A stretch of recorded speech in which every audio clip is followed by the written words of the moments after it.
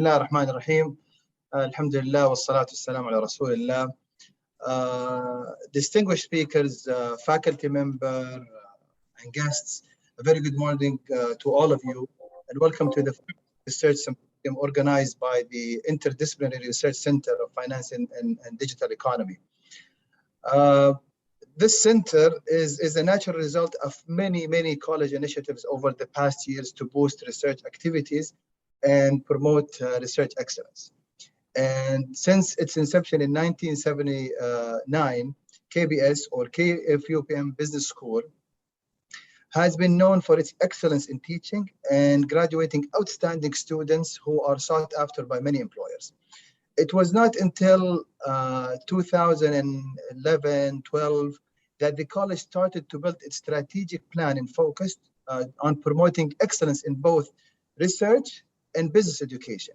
So many initiatives were proposed and implemented to serve this purpose. However, given the fact that the college has not offered a research-based program or does not have any research-based program, prevented us from really achieving our full potential. And it wasn't until 2019 or 20, and with the university new restructuring in both the academic as well as in the research sector, where the opportunity to achieve this objective, which is excellence in research, started to shine again and become much more attainable. We were able to establish a research center that is in full alignment with KBS, KFUPM Business School, and aligned with its strategic direction to create we created perfect synergies between the two entities in order to promote disciplinary and interdisciplinary discoveries and produce impactful research. Our overall aim is to create a regional leading research hub that provides scientific knowledge and guidance not only in fields related to finance and digitalization, but in fact we want to include and be inclusive to all business domains and areas. Alhamdulillah, unfortunately, the establishment of the center coincide with the development of the first KBS research-based master program. It's a master program in business, and I think with this. Go ahead, Victor. Go ahead. And I think with this center, along with all the initiatives that the college is doing in order to promote research, inshallah, we will be able to contribute in broadening our sphere of influence. Our ultimate goal, of course, and I think many share with us the same goal as well, especially after the Vision 2030, is to really and effectively enhance the kingdom economic transformation and growth. We want to address its priority needs and solve societal grand challenges. And as you saw, the center has goals that are very ambitious. And the plan that we want to go forward to achieve these goals is to, first of all, promoting the research mindset. We want to start with students. So the center, inshallah, will heavily engage in engaging students in many center research activities. We will be contributing to the production of knowledge through finding innovative solutions to local, global, regional challenges. We're going to be building the center capacity and capabilities through attracting distinguished scholars and also outstanding faculty at KFUPM. So far, we have around 29 affiliates from all KBS departments, whom are the Accounting and Finance Department, the Information System and Operation Management Department, the Management and Marketing Department, and the Global Studies Department. Not only that, but we also have, because it has an interdisciplinary spirit, we also have affiliates from the computer science, we have affiliates from mathematics, and the list continues, inshallah, and we will continue to attract more affiliates from different areas. Eventually, we will be creating a collaborative environment that is conducive to highly impactful research. And the main themes that the center will be focusing on will be in quantitative economics and policy, will be in corporate finance, governance and risk, will be in digital enabled entrepreneurship, marketing and innovation, will be in digital ecosystem, analytics and digital technology.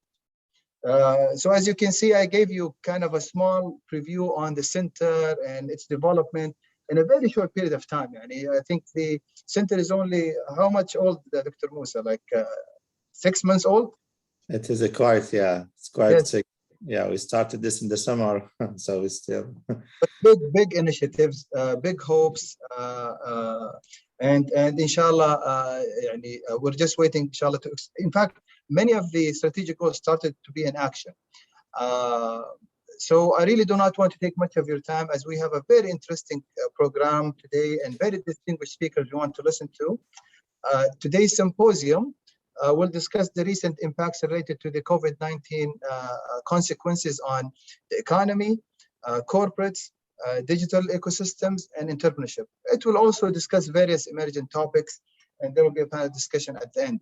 We have 11 proposals to be presented today, and at the end, the organizers will, the center will compile all the papers into a report that will be shared to everyone, inshallah, soon. In the end, I thank all the speakers, distinguished speakers, for sharing their experience, their expertise. I thank all of you who are attending with us right now. And last but not least, I would like to thank all the organizers of this wonderful event. And I hope, inshallah, you find what you're looking for, especially in these hot and related topics. Have a wonderful day. This is all what I have to say. And thank you very much. And I wish you all the best. Thank you very much, Dr. Hesham. That's an honor to have you here with us today. So basically, we will have a full day of excitement. We're going to start with Sara from Saudi Aramco in a few minutes. Then we will have a break. We will have like 5 presentations from our researchers, and we thank them very much for their submission. We will have a lunch break. I know it's lunch break, it's in your side, not but we can have something virtually maybe. Yeah, then we will have a speaker, Dr. Adnan, talking about the Fintech and Islamic finance. We will resume with the presentation from our scholars. Then we're gonna end up with the panel discussion, an interesting really panel discussion, tackling the challenges and opportunities in doing research, digital-based research in the local context. We could start a bit early, it's fine. So we could even finish, we can go for the break a bit early. Sarah, are you with us? Yes, I'm with you. صباح الخير. صباح الخير, أهلا وسهلا. يعطيك العافية, Sarah. Thank you for being on board with us on this. And Sarah, she's working in Saudi Aramco as a digital transformation specialist. She actually one of us in the MBA program, and she already has a master degree, I believe, from University of Birmingham in UK. It was computer science, I believe, Sarah? Yeah, advanced computer science, correct. Yeah, computer science. So we will start with Sarah, then we will have a break, and we will resume with the presentation. So thank you very much for like speaker and attendees. And let's start giving the floor to Sarah. So Sarah, can you share your screen if you have something like as a slide? So I will start sharing my screen just now. But at the beginning, I would like to thank Dr. Hesham and the team here for inviting me to be part of this event. It's my honor and pleasure to present today. And as being a student, and as well as a guest speaker. So thank you again for the invitation. For today, we'll be presenting the digital transformation, or the HR digital transformation that we have at Saudi Aramco. Just to introduce myself again, I'm working with the digital transformation team at Saudi Aramco for the past 3 years now. And I was also working with the corporate digital transformation team at the same time in different tracks like the robotics and UAV, blockchain, and so on. I'm not sure if the view of the slides are clear to you, or it's clear.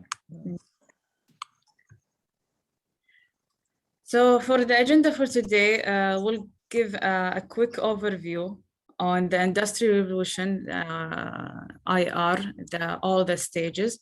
Then we'll have a discussion, or we'll share with you the HR transformation initiative that we have at Saudi Aramco. And we will focus into two main initiatives. One of them is the future of work, and the digital HR as one of the key enabler of the HR transformation.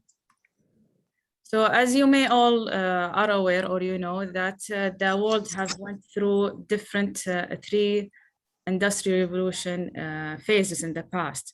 The first IR was focusing on the steam engine and the water power. The second IR was focusing on electricity and mass production and the use of machines. In the third IR, it was focusing in, or we're currently focusing on the automation and the use of Wi-Fi. والله يا أخي تصدق. Go ahead. Okay. And the third IR, as I mentioned, focusing on automation and the use of devices, whereas in the fourth industrial revolution, it's focusing in, or we are using the robotics and the artificial intelligence, IoT, and etc. So as you can see, the world is currently going through a continuous innovation and continuous disruption. And the use of these technology have changed how we do our business in our daily life, our corporate. So at Saudi Aramco, we're taking part of this transformation and aligning with the digital transformation initiative, which is part of the Saudi 2030 vision. So at Saudi Aramco, we have the aim of being the world's leading digitalized energy company by maximizing our shareholder value and spearheading the innovation in the energy industry. So also in HR, we are aligning with our corporate strategy by introducing our HR transformation initiative with the aim of being recognized as the best place to work. Of course, with one of the key initiatives that we have in the HR transformation is the future of work. By ensuring that external and internal disruptors are not impacting how we do our business, at the same time aligning with these disruptors, as we will see in next slides. And we're also working on the digital HR as to become more customer-centric and drive the employee engagement at Saudi Aramco. So just prior COVID-19, we have worked on our HR strategy. And as I mentioned, HR at Saudi Aramco, we are agile, and we react to the internal and external changes happening in the market or globally, and so on. So we keep refreshing our strategy. So our new strategy, as I mentioned, is to be best place to work. And it consists of 4 design principles.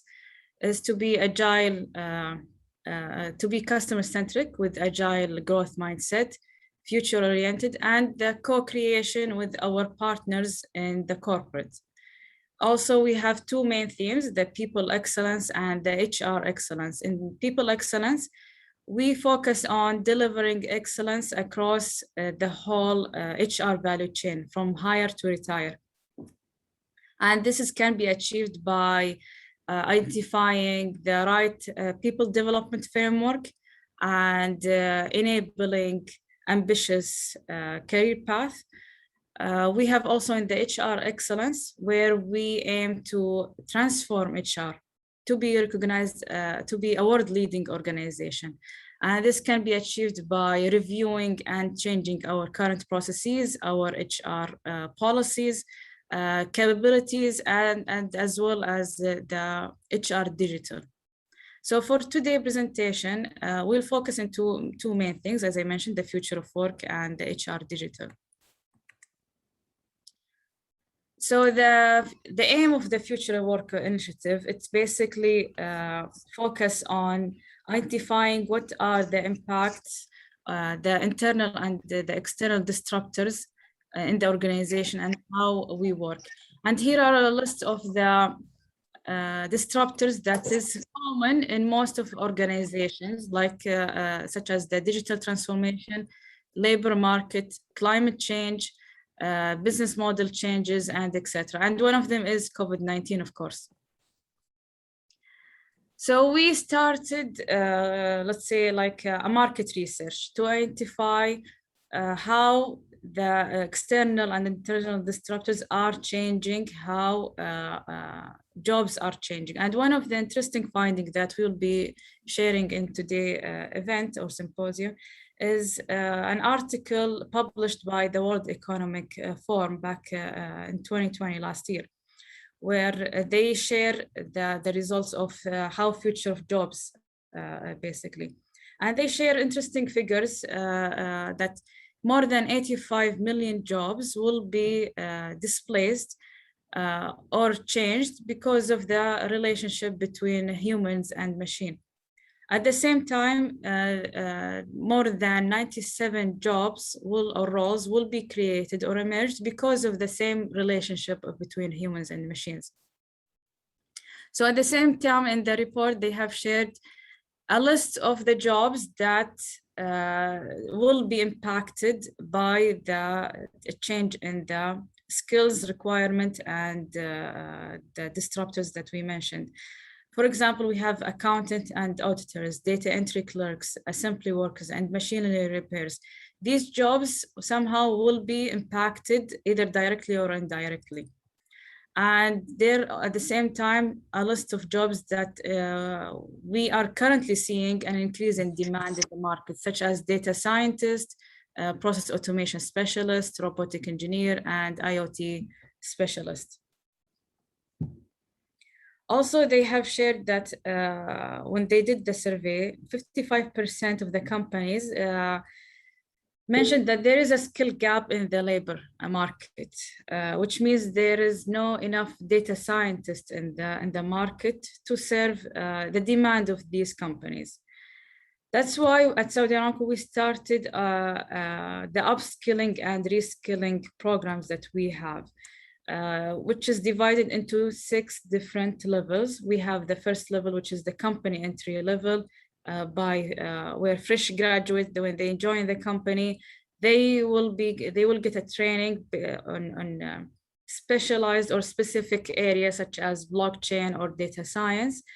We have also the general digital transformation training, which gives an overview of the digital transformation technologies that is, or trends that is in the market. It's only overview, it's not a deep dive, let's say, a specialization program. And it's currently being given to all company employees. We have also the specialist program where employees,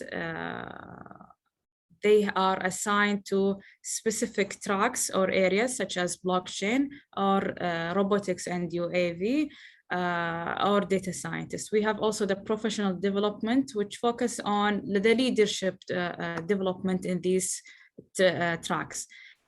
We have also with academic partnerships like KFUPM and other university. We have the support program that is delivered or in collaboration with consultancy agencies. So as a result, even with that initiative being started within COVID-19, COVID-19 did not stop us from upskilling our employees and keep a track of that initiative as we wanted in the specific timeline that we have specified in this initiative. So the target was to train more than 25,000 employees by 2025. And we have successfully achieved more than 50%. We have more than 80,000 employees have been trained in the part of the digital transformation initiative. And we have more than 500 certified professionals currently. We have 5 digital competencies have been assigned to all Aramco employees. We have also more than 170 employees enrolled in top universities currently. 15 digital tracks, master degree and PhD programs have been identified. We have also more than 200 leaders in digital transformation track. And we have identified more than 100 digital roles have been identified and currently being assessed, jobs that will be created or jobs that will be changed because of the digital transformation. Also, at the same time, we are collaborating with the National IT Academy, where we have trained more than 3,500 young Saudis in the digital transformation courses. So the other initiative that we will be sharing today is the HR Digital, basically. And we have started the digital transformation with an ambitious roadmap, let's say, for 4 years. And it consists of the adoption of different technologies such as AI, chatbot, mobile solutions, cloud solutions as well. So as you can see, it consists more than 25 use cases, and we have successfully delivered more than 80% of this initiative. And we are currently adding more to our roadmap to the next 5 years as well. One of the early use cases that we have successfully deployed before COVID was the introduction of the first humanoid robot within HR, which is called Sara, the Saudi Aramco robotic assistant, where we have hired it as an employee. We gave her or it as a badge number, and it's currently working as a digital assistant in the HR service center. It answers the customers and employees' questions related to their bank loan, for example, their Iqama visa, their employment certificate, and etc. The idea of introducing this humanoid robot is to give our customers and our employees an idea that HR is transforming. And this is like an indication of the transformation that have been started. So this is one of the early use cases that we have rolled out. So Sarah, named after your name or? Yes and no, kind of. We try to find alternative names, but as a coincidence, this is the only name that it fits. Okay, that's nice. Okay. By the way, it should be with hair. You should put some hair on her. No, we used it a lot in our campaigns. We use it in COVID-19 campaigns and the vaccine campaigns. It's heavily utilized and used in HR. Since it is a really good name, and it's being used a lot in either like in our Arabic communities or English communities. So it's a good pick. Yeah, it is, as I mentioned, it is like our brand that's HR transforming. So it was exciting to see how employees have reacted to it, and the AI element to it gave it like a life. One of the funny stories that I remember before COVID, one of the employees, he was wearing red shoes. But while he was passing, she said, "Nice shoes." And I was like, "Okay, you're an AI, and I trained you by myself, but I did not train you to say that." But it was very... So she's learning, yeah? She's learning, yes. Yeah, she's learning. It's good. Yeah.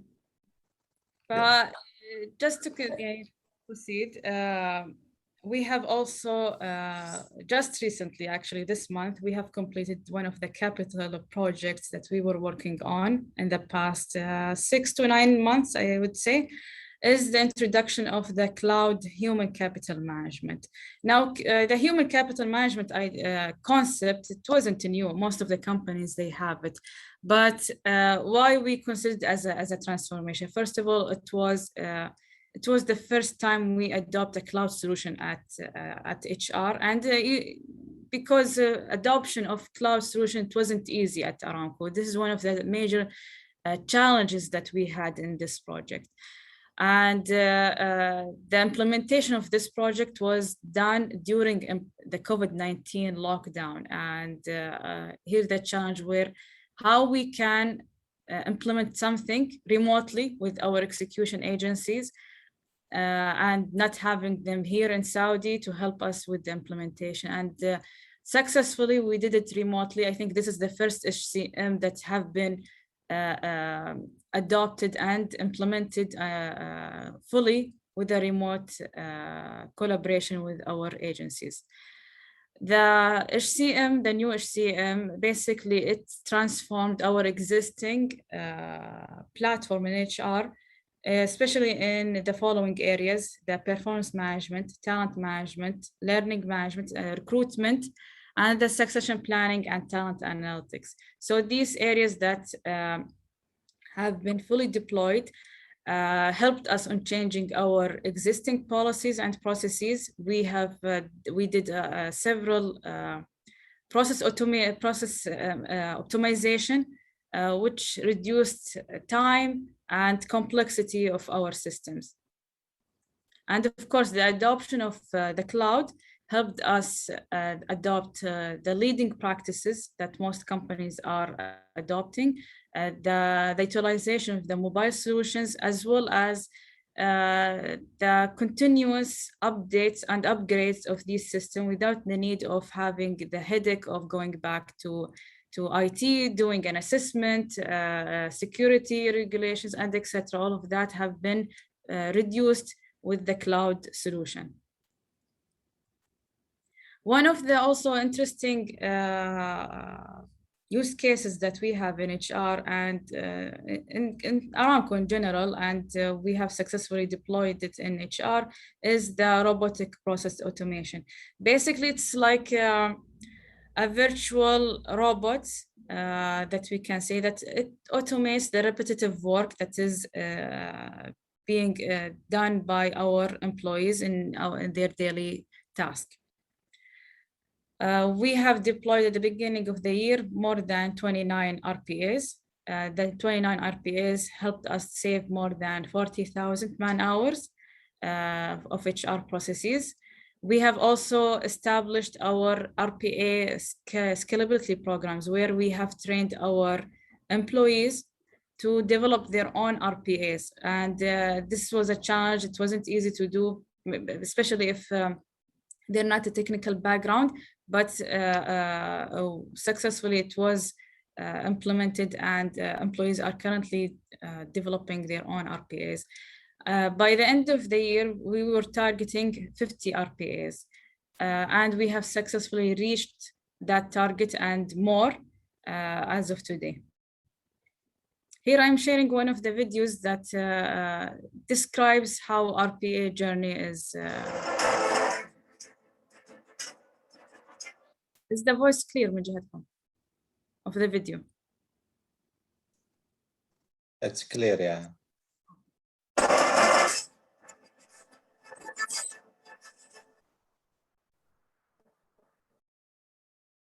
In the first quarter of 2021, HR deployed 11 RPAs, significantly reducing time and cost while increasing accuracy and efficiency.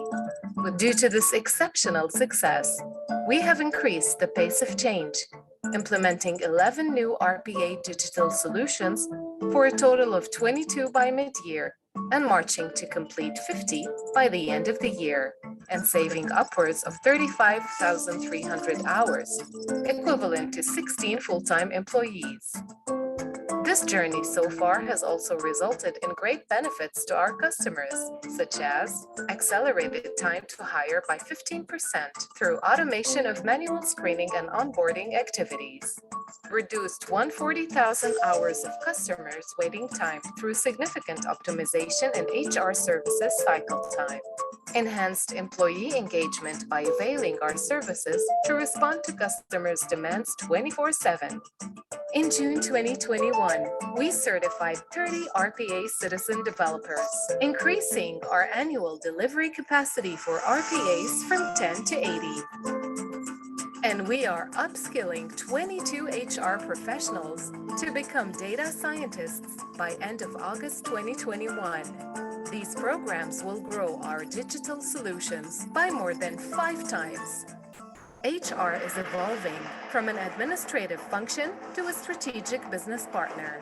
By utilizing RPAs and other digital solutions, HR is able to expand its program capacity and achieve higher customer satisfaction with faster delivery and higher quality of its services, solidifying our continuous commitment to be the best place to work in every market we serve.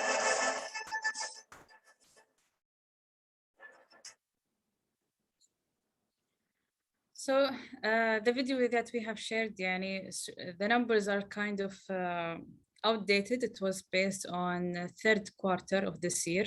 So we have achieved many more RPAs and man-hour saving with RPAs. Now, the last initiative that we will be sharing is the use of virtual reality. And we have adopted the virtual reality in areas such as operational training, plant training, and so on. And this is helped us upskill our employees and students with, let's say, by increasing their retention and getting the training. No need for them to go to the plant every time to get training with specialized equipment unless they finish the virtual reality training first. It's a hands-on, it gives them a real experiment of what's happening in the plant. And they can repeat it as many as they can. So this is one of the interesting initiatives that we have deployed last year. And we are currently working also in deploying the adoption of the virtual reality in soft skill training and the leadership training, such as coaching, mentoring, having performance feedback meetings, engagement meetings, and so on. Also, this is one of the videos that we'll be sharing about the virtual reality and the operation. Saudi Aramco, immersive virtual reality.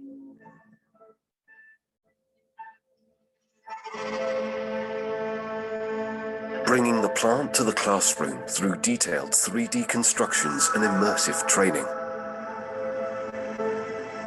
Our proprietary mixed reality technology is immersing students in virtual environments, providing performance-based curriculum teaching and real-time assessment. Learning by doing for significantly improved knowledge retention. Providing safety-infused performance training with interactive feedback and reinforcement. Creative innovation in pedagogy through immersive retrieval-based training leading to reduced time in competency. Customized training to unlock and retain institutional knowledge into a repeatable learning tool. Enhanced learning and standardized processes with step-by-step instructions that guide employees.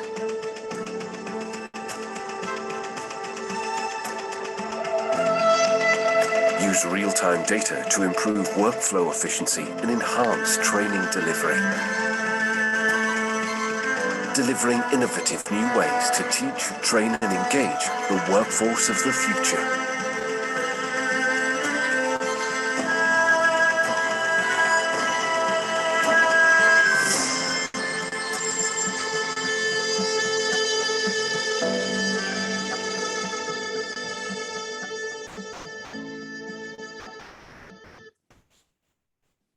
So in conclusion, of course, while we were going through the digital transformation, we were measuring ourselves, our digital maturity with one of the leading consultancy firms. Back in 2019, when we did the assessment, we got a score of 2.2, sorry. And in last year, in 2020, we have jumped from 2.2 to 4.5. So of course we had a target this year that to have a maturity level of 5 out of 5. All of these scores, of course, out of 5. And we have successfully received the result in the past 2 weeks that we scored 4.9 compared to our HR peers in the oil and gas industry, which is a huge jump for HR. So in a nutshell, we have shared with you our HR transformation. We focused on the future of work and the digital transformation and how all of that have impacting how we do our business and how we conduct our training and etc. I will be more than happy to answer any questions related to this topic today.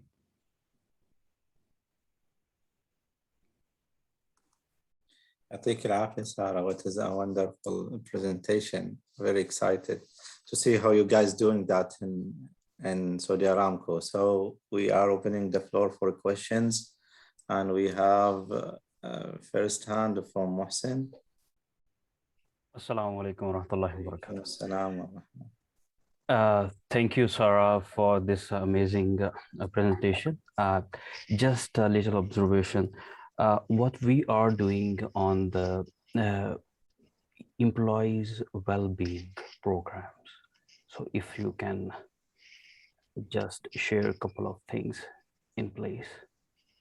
So one of the 26 initiatives that we have in HR is employees' well-being. And well-being, we mean mental well-being, financial well-being, etc. And with the COVID-19, of course, there was a major focus on our employees' well-being by making sure they are, especially in the lockdown period, we were struggling to make sure everyone was not stressed, everyone was away from their families, scared, a lot of at the same time, we wanted to have our projects continue. We don't want to have a delay, but it was challenging. So there were some kind of initiatives that, to be honest, I don't have full vision of it, but I'm aware of. They did several sessions in the employees' well-being, several initiatives such as competitions, sessions or engagement sessions, physical sessions as well, training. All of that have been implemented. Also, we have worked on several proof of concepts with companies that they deliver employees' well-being and in terms of the health area. But in more details, I can get back to you in more answers, but because I wasn't part of that initiative, I don't have a lot of answers, to be honest. But that's totally fine. But the point here is, in order to have these initiatives going on more sustainable in the nature, we should be having the balancing both aspects. So what we are doing as a digital transforming the whole operations, and what we are dealing with, how we are dealing with the resistance to the change or the impact of those people who are going to lose their job, or are we creating new jobs for them or something like that. So this is just a thought process. Yeah. Thank you so much. Thank you so much. It's if you're referring to the change, then we're talking about change management that we have done, which is one of the key elements in the HR transformation. Change management in terms of technologies and the adoption of new technologies, changing processes and policies. It's not an easy thing. Everyone hates change. Almost everyone hates a change. And it's how you convey the message that you're not losing your job. You're being given chance to focus on other projects or tasks that are more important, for example, than repeating the same task in Excel sheets, for example, every day. So it's how you convey the message and convince people that change is actually, it's in your benefit. Well done. Thank you. Thank you. So let's go for Dr. Mehmet, please. Thank you very much, Sarah, for very thoughtful presentation. So my question, I think, falls in the same lines with Masin. So I'm kind of wondering, so this transformation is a topic that actually attracts many people kind of from different fields, including the economists. So they are trying to understand how this is going to affect the labor markets and how at the end this transformation will be defining jobs, as you have just mentioned. But one thing that I want to ask about your specific field. So in terms of these repetitive tasks, kind of stable tasks, the transformation is relatively easy. But in terms of kind of how to integrate that into decision-making, especially intelligent decision-making, what do you think the avenue will be in terms of maybe to the extent redefining the role of HR? So because we have seen in the past in the different kind of disruptions happened in industrial revolutions that kind of created new areas of kind of operations within the firm. How this feedback mechanism is going? So in terms of how HR will be, if redefined, or in terms of informing the general management or other kind of operational units within the firm, in terms of how the business will be shaped. Thank you. So if I understand correctly, your question is how HR is basically redefining how business is being reshaped with the adoption of these technologies. So basically, in HR, the decision making, of course, is still humans plays a major role in it. Yeah, even if we are automating, still the adoption of these technologies is under the R&D, let's say, area. And of course, the decision-making aspect, it requires time for these technologies to adopt. And HR is playing a role in making sure everyone understand the limitations of these technologies and the importance of the human aspect in it. And it's not replacing anyone's jobs. It's more of an enabler for them to focus on their more important tasks that require their full attention. For me, sending emails, for example, the same email or the same repetitive task every day is distracting me from focusing on key decisions that I need to take in every day. So this is how we are communicating this. That's why we introduced part of the upskilling program. One of the levels is not only the professionals, it was the leadership training to make sure that our leaders also understand that it's not only about adopting technology, which is here the professional development and the general DT training. It's not only about adopting technologies and saving costs of man hours. It's the importance of the laborers that are working in that area and how they will adopt it to enable their daily task. I hope I answered the question.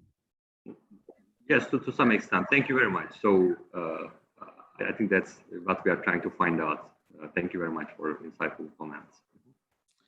Okay, so we have a couple of questions also here. Let's go to, I don't see the name, but it is the biomedical SGH.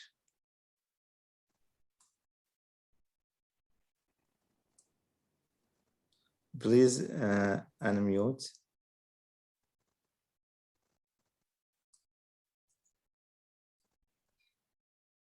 SGH. It's weird. It's okay. I'm gonna move to another person and get back to you. We have, I believe, Dr. Ibrahim.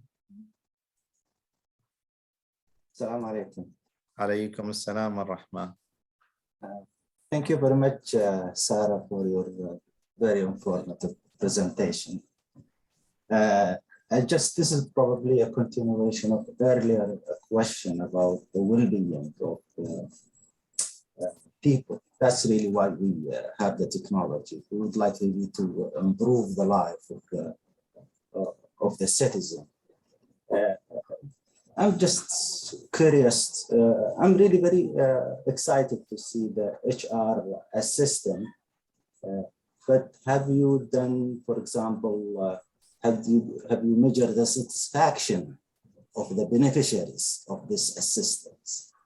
Are they happy with it? Did you do some study to say, this is a really good initiative and people like it, and it's really helping maybe more than the human being? So if you have any, have done study regarding this, could you just share it with us? Thank you. So at the beginning of the initial stage of the deployment of the project, we did do some kind of observation study, basically sitting away and seeing how people interact with it without they are knowing that we were monitoring basically what's happening. So yes, we did capture different reactions. Let's say most of them, they were satisfied, they were happy. Some of them, they came with their kids, they were family, they were interacting with it.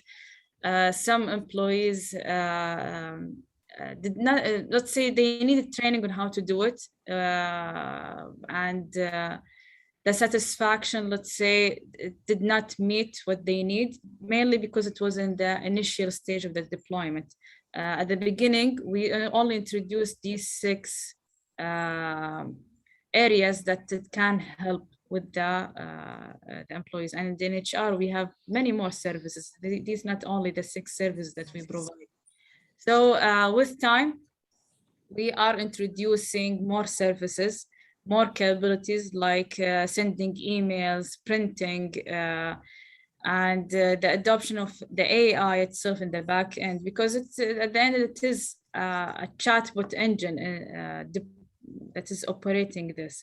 And we captured, we have in the back end system that we have, or the analytics platform that we have, we capture all the questions that have been shared by the employees, and the robot couldn't answer it. So we have this captured somewhere in our databases. So we take it, we analyze it, and see how we can improve the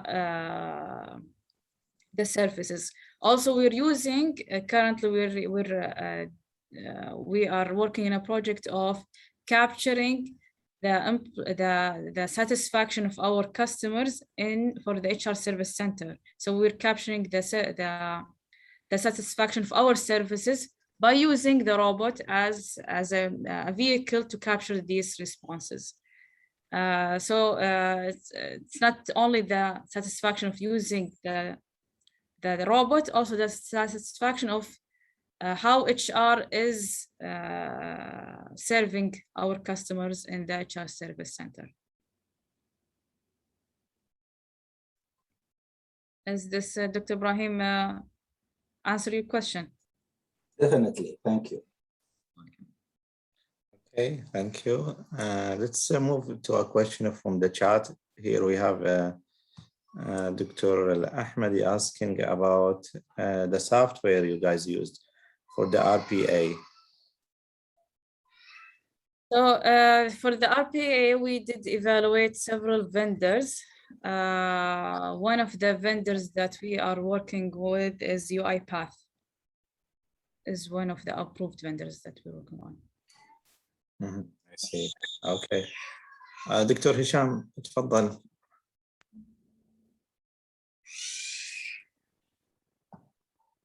We have questions from Dr. Hesham. Dr. Hesham, are you with us? Okay, let's move to Dr. Amir Abbasi then. back Dr. Hesham. Dr. Amir Abbasi.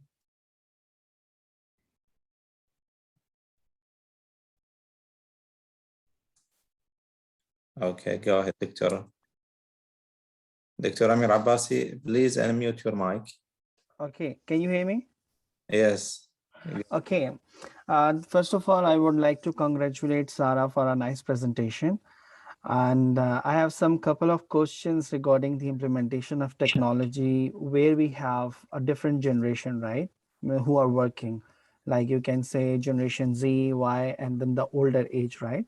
So let's say you have implemented VR technology to train your staff, means it reduces the time to reach at that particular location, and see before reaching there you are teaching them that how you need to do those activities. Second, you apply chatbot. There is a huge discussion on chatbot, how useful it is.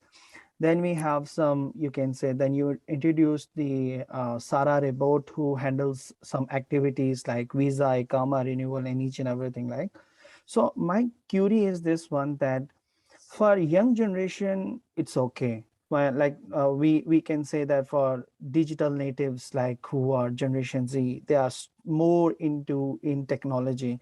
They can understand those things. Let's talk about Generation Y. Yes, to some extent, it is also acceptable. What about the generation, those who are older than 40 age, means how they are doing those activities? Have you been regularly checking their effectiveness in delivering the desired task, something like this? Means what different studies have you been carried out? Like, for example, in COVID, when people are not physically present and technologies are there and they are doing those things. So have you faced lots of difficulties where those people who don't know how to use the technology? So how were you tackling those things? Yeah, so the age gap, you're right. It's an issue that everyone's having. Yani, not only companies, even with families. You can see your kids or cousins, for example, have more TikTok accounts or Snapchat accounts, and the parents don't know what's TikTok, for example. So the age gap exists as a problem. And with COVID-19, the adoption of technologies such as remote working, using WebEx or Skype, all of these video conferencing technologies, it wasn't easy for employees to adopt. We need to have more training, to be patient, to make sure that everyone understand how it utilizes that technology. In terms of, these are, let's say, the normal technology. There are the gap in the emerging technologies, such as the VR. Now, the VR, for example, when I did introduce it as an assessment, let's say, or a semi-campaign of the soft skill virtual reality that we are working on. The young generation, they did like it. Most of the young generation did like it. The older generation, we had a split. Some, they do like it, especially management, they like it a lot. Some people who are used to the normal classroom training, they prefer that to use that. So we're not eliminating the traditional way of working. It's an optional thing. If you want to use the VR, for example, this is more of an enabler, not a must. And if you still want to have the normal classroom, this is option is also available.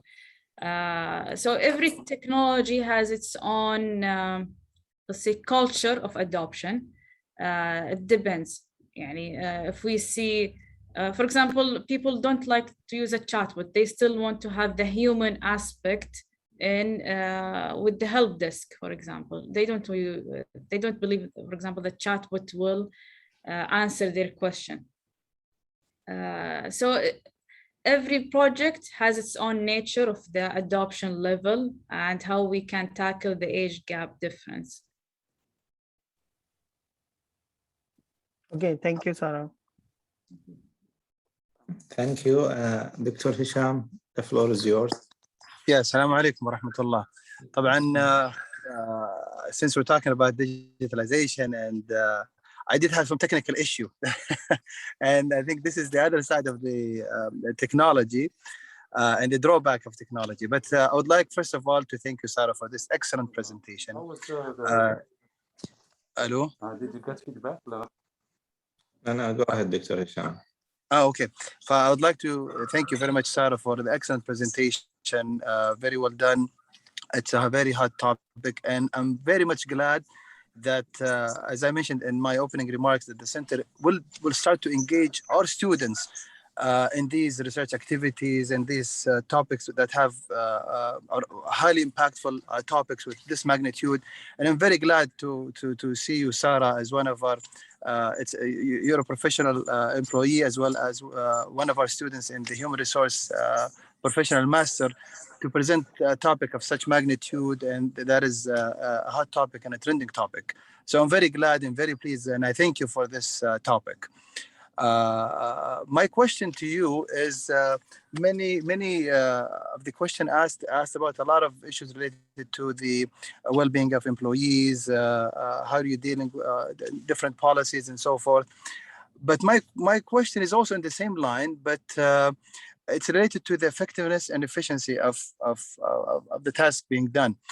One of the main reasons of going through this transformation is to ensure that we're more effective and more efficient. You've done a lot of work in terms of the virtual reality and so forth. Are you studying the effectiveness of employees who go through the virtual reality? Are they actually more effective and more efficient in doing the task than those who are not? And how are you measuring that? And have you gone through a sample or not? And I think it seems that eventually all the gamers will find Aramco a very nice place to put the resume at, because I think they're going to be always attuned and familiar with all the things that you've been doing right now, and the different games that they're playing right now at this age. So I think you're creating a very good environment for them and they know where they want to be employed eventually when they graduate. So that's my question. Thank you. Thank you, Dr. Hesham. And it's my pleasure again to be a part of this event. Regarding the measurement of the effectiveness of these projects, we go through value realization assessment after each project. So each project, we identify what KPIs we need to measure, the retention of employees, of completing, for example, the virtual reality, the man hours saved, so each project will have more than 10 KPIs, to be honest. And one of the maturity assessment that we're doing, it's not only about how many RPAs we have developed or how many virtual reality we have deployed this year. It's not about the quantity itself or just adopting any trend in the market, and that's it. There is no value realization after that. We go through a major value realization and justifying why we want to continue the adoption of this technology. For example, if we don't see a value of one of the cloud solution, we did, for example, we had one of the cloud solutions that we got. We were not pleased after the adoption. The employees did not like it. The value we realized after that, it wasn't as expected. So we don't continue with that. And as I mentioned, the KPIs that we have, it's set from the beginning of the project. Also, we ask our proponents, because in HR, we serve a lot of proponents from different departments in HR. So we ask them to be part of these KPIs and take the ownership of them and make sure they adopt these technologies if they want to continue. And as I mentioned with the previous question, is each project has its own KPIs. There's no size fits all. يعني if there is a KPI for efficiency, for retention rate, cost saving, the quantity of questions answered, for example, all of that it's being measured.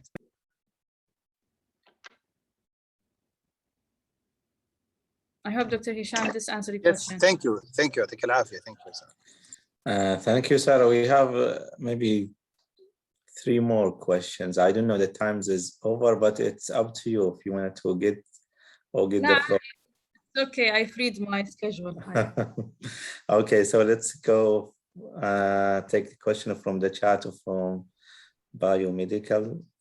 Okay, or biomedical. Okay.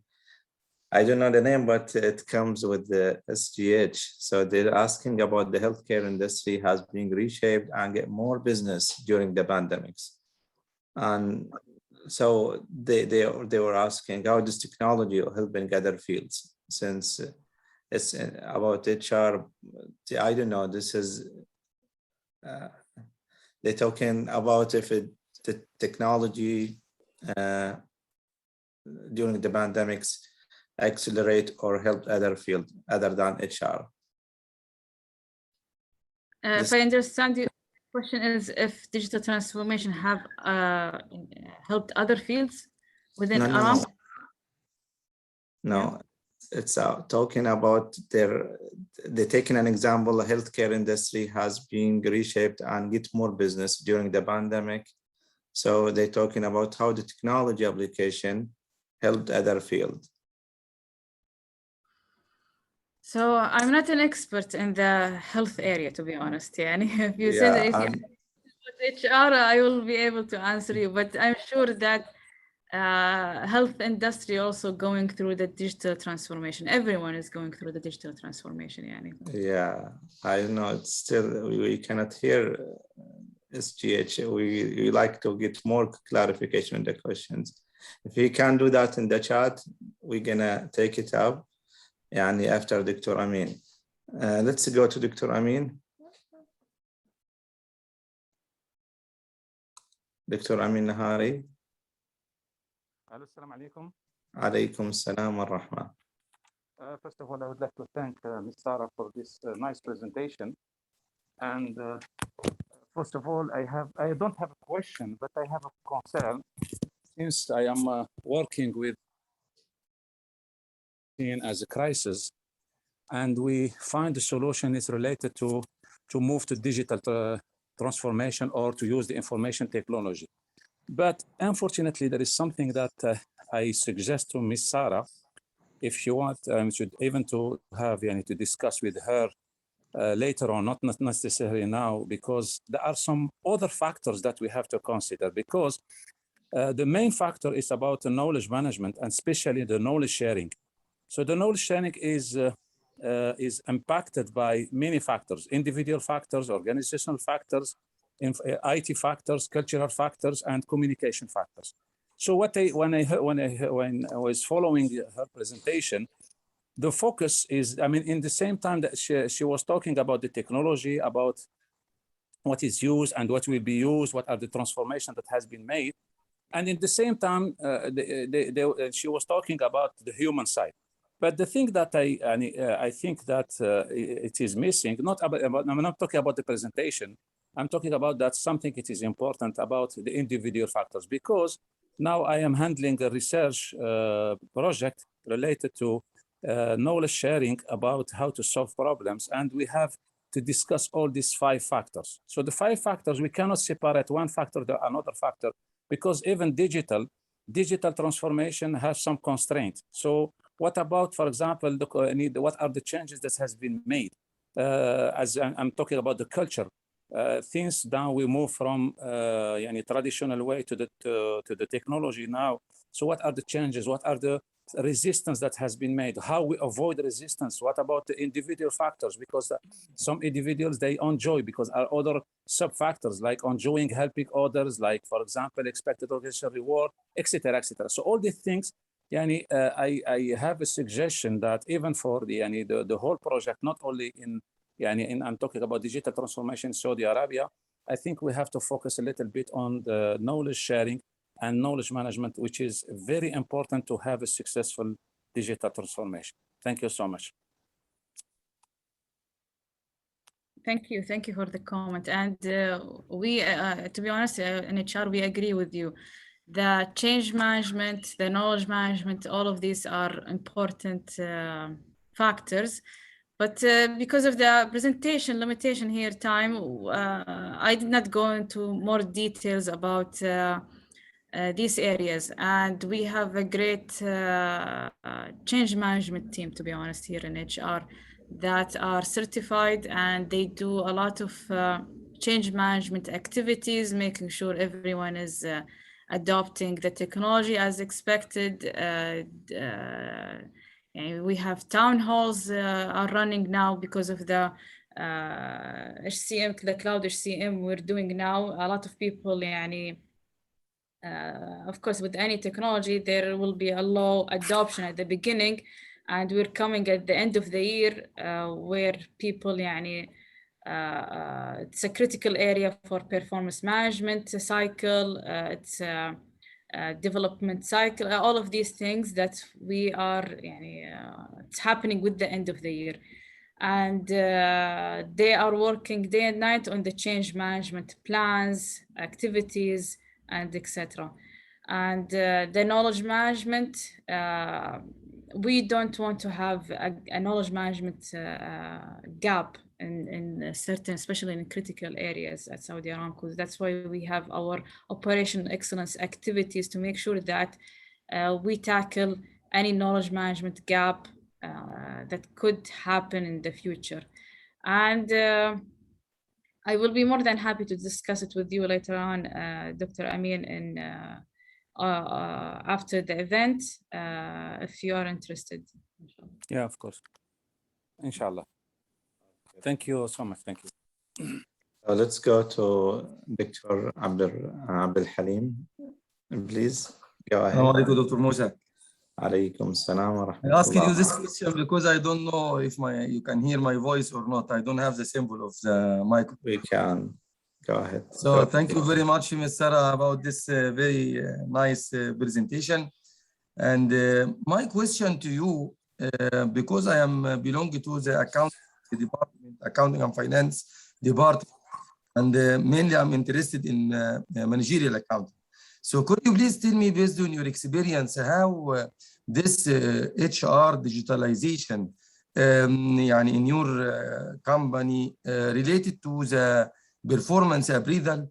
How do you have some compensations for the new initiatives created by the Aramco staff? How you are designing the performance evaluation template to encourage to compensate your colleagues or the HR in this excellent company like Aramco? Can you give your experience dealing with this specific point? The relationship between the digitalization and the performance appraisal. The relation between digitalization and performance management, you mean the PMP system? Yes, yes. So it's kind of critical area to discuss in this event, and I'm not really in a position to comment in that area. But I will be more than happy to answer your questions, maybe offline. Thank you. Thank you very much. I know it's mainly related to the accounting department, budgeting department. I know. For this reason, I told you based on your experience. But thank you very much.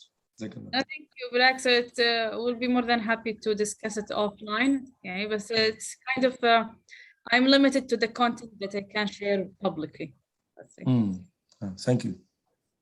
Maybe you missed the first couple of slides where Sarah showed us that accounting will be falling down in numbers because of this technology.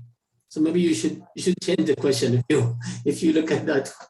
No. Accounting is all. When I added that slide, it was like, inshallah, Accounting is always up, I think. I believe this. Always. Okay, let's take the last question from Dr. Mazen. Yes, assalamu alaikum. Thanks, Dr. Musa, and thank you, Sarah, for this nice presentation. My question, I mean, I'm not sure whether you have like an answer for it or not, but it's related to the governance of the digital transformation. Did Aramco like adopt any new kind of, you know, ways for governing digital transformation initiatives and technologies, or are they still relying on the old ways of governing information technology? Thank you. In terms of data governance, Dr. Mazen, you're referring to? The overall governance of the digital governance in general, including data governance. So in data governance, a lot of things have changed in addition to the old one. The old one that we already have in terms of technology and even data is strong governance, to be honest. It's one of the strongest governance we can ever see. It's not an easy thing to have. Going from on-premise data location to a cloud location was a major shift. That project, by the way, took 3 years to actually get the approvals, get the assessment, get the roles and responsibility, the RACI matrix to be set. All of that took around 3 years with the information security assessment, all of that. That's why it is mentioned here in this slide, because it was one of the major challenges and projects that we did. In terms of governance of the technologies, it depends on there is ownership kind of mechanism of these technologies. So we have an HR, the HR digital transformation team, and we are an enabler of our sister departments in HR. But in terms of ownership, we always encourage them that they take the ownership, they are the decision maker at the end, and how to control and govern that system. In terms of ownership, authorization, roles and responsibility, all of that. So the existing one in Aramco, it needed maybe slight changes, but not a major change in terms of governance.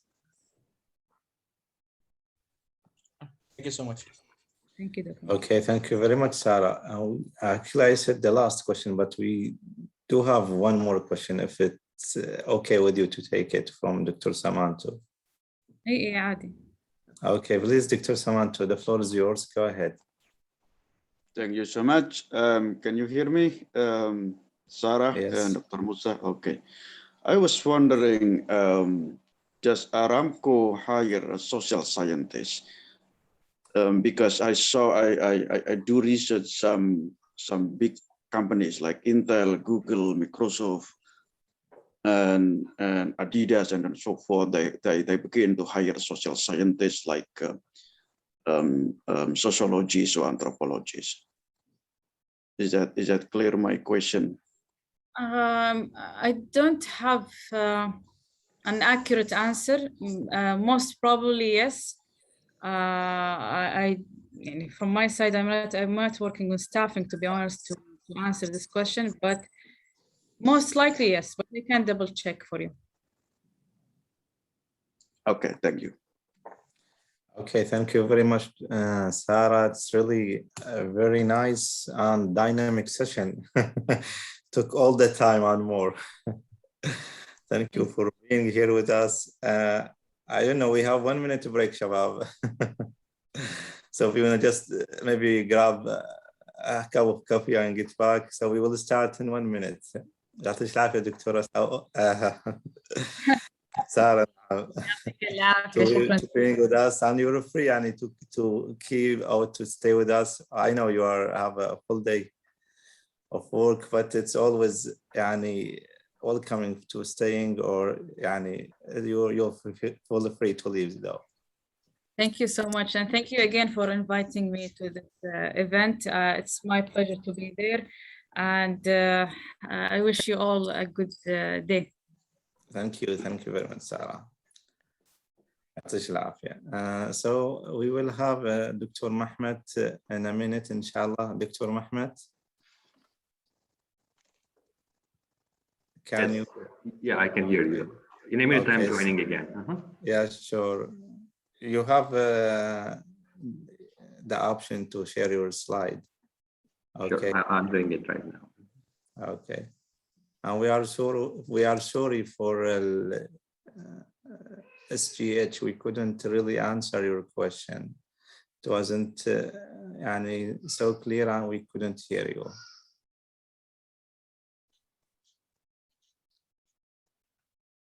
Okay, so we are starting the second phase of our research symposium, and it is the presentation. We will be starting with Dr. Mehmet, and we will have like 6 presentations, finishing up with Dr. Jongtae Yu. So Dr. Mehmet, the floor is yours. Please go ahead.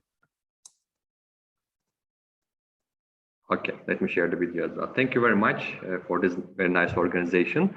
So after Sarah, I'm going to take you a little bit away from that transformation and digital in HR. I want to present in the 10 minutes, maybe a little bit about this particular research I'm conducting with my colleague at CAPSARC, King Abdullah Petroleum Studies and Research Center. So what we're trying to do is trying to understand, as the name suggests, the sanctions and how that's going to might be affecting, if I can convince you by this presentation, the energy mix of countries after the sanction is imposed. Okay. So this basically what is sanctions. So we can see it's a kind of a political economic tool that countries are deploying on other countries around the globe. And the extent of that might change. Sometimes it's a kind of starting with a warning and diplomatic ties being loosening to a full scale, sometimes a military force kind of sanction that can be deployed. But we know that is something that we see a lot in the political environment in the last 50, 60 years in the world. Okay? And why we are concerned about this, of course, because of many reasons, but on top of that, the targeted countries' structural changes can be disrupted by the sanctions when they are employed. Okay, so, and why particularly I am concerned about that in my research is it might have kind of consequences that goes beyond a certain period and might have intergenerational effects. So that means that can affect the next generations as well because of this disruption in the kind of the country's economy or kind of human capital and things like that. And in this particular part that I'm going to present today is very interested in answering whether that affects the targeted country's energy sector. Okay, so in terms of its development. Okay, and to kind of give a brief sketch of what this literature is basically doing. So initially, the sanction literature is kind of focusing on whether the sanctions work. It's a very natural question to answer. And the answer is kind of inconclusive. So some work, some do not. Okay. And then the later studies try to answer, okay, let's focus on these working ones. Then let's understand why these countries or international organizations are in the first place resort to sanctions. Okay, so what are the motivations on that? And on that, we can see that that depends on country-specific, region-specific, economic, political factors. Okay, so that's the research found out. And also found out is there's a kind of a self-selection in that. That basically means self-selection here. It's not kind of randomly countries kind of employ policies on other countries. We see that there's an accumulation, and we see sanctions generally focused on some countries or some particular attributes that we can find out from this research. And what the most recent literature is kind of trying to answer the questions about what kind of permanent and if causal effects sanctions have on the society. Okay, and sometimes, as you can see here, these are unintended consequences. So, and we want to understand one of these because particularly or presumably at least, we want to kind of see that that the sanction not deliberately aiming a particular sector or particular human capital within a country, but these are kind of affecting, again, as we can observe from data, the country's development path. Okay? And from that, we can say that this when sanctions work actually from the literature and our findings, they have longer term effects, okay? So consequences.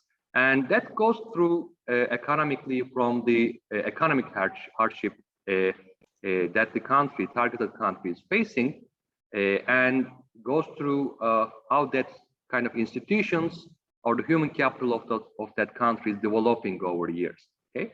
And again, as I said, the question that I'm going to present today is going to be how this presumably affecting the energy mix of the country, targeted country. For these unintended consequence that we name it that way on that particular brand of strand of findings, the kind of the things that is happening not in this order or not in a particular maybe causal way, that are the old research questions. So we know that economic sanctions restrict access to capital. Okay, that's an important argument for any economist to start with. And what we know is this sanction period is kind of getting loosened. The states start to rebound. Okay, and the one thing that they need at this stage is they have a kind of high demand for energy. Okay, to rebuild or kind of try to increase their economic growth. Okay, and the kind of the access to this energy is not also arbitrary. So that means that, as we said, may depend on region, country-specific characteristic, political ties, and things like that. So that basically, at the end, says the countries can actually find themselves in a different energy supply than compared to kind of sanction period. Okay, and that one itself an important argument, but the second is coming from, again, an economic argument of stranded assets. So that basically means if you kind of invest in a particular industry, especially a heavy industry, then like energy, then you can find yourself in a huge capital investment, and then what you would like to do is use them to some extent, okay? And to some extent can go to a decade or decades, okay? So then crowding out investment in others, especially emerging kind of new technologies that we see right now in renewables and things like that. Okay, and with that, if you find yourself in a more carbon intensive energy kind of supply, then that might be kind of affecting the various areas of interest, from climate change, the environment, to health, and we see that that effect is also not kind of homogeneous. We can see that that's affecting the disadvantaged groups most. So what we do is, I'm going to be as concise as possible, not putting lots of tables and results from this, but to summarize, we are using a kind of what we call the matching estimator, okay, to understand this mechanism a little bit causal, from a causal perspective, okay. So, and this matching estimators, maybe some of you are already aware, is kind of a topic that gets a kind of a Nobel Prize in Economics in 2021. And what it tries to do is kind of using data, historical data, try to kind of approximate kind of a causal mechanism using different econometric statistical tools for the question of interest. And here, obviously, the question of interest is whether the sanction has any causal effect on the country's energy source, okay, consumption after the sanction, okay. And what we kind of do is, in terms of data design, we kind of get the sanction year as an indicator, and we use as a treatment in our design. So that basically some countries are treated with this, are being applied to sanctions, some are not, and we observe that over a long period of time in our data set. And we use various proxies for the carbon intensive energy consumption of the country that we develop from using data from different international organizations, data that we collected also.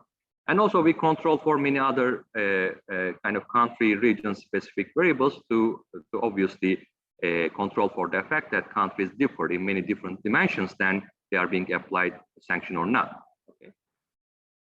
And let me kind of talk about this table a little bit. This basically showing our one of our samples. And here what we want to see is what is the kind of the averages of control and treatment groups. That basically treatment here means the countries that are having sanctions versus the countries do not have sanctions in terms of their kind of average energy use in different kind of sources like coal, nuclear, oil, natural gas, renewable, and here in terms of the total of the fossil fuels. Okay, and one thing that we can see here is there are differences, of course, in different dimensions when we look specific, but in terms of their fossil fuel, it's basically control and treatment groups roughly are same, and that's something that we already know for a long period of time and not that much surprise, but we can see there are already initial differences.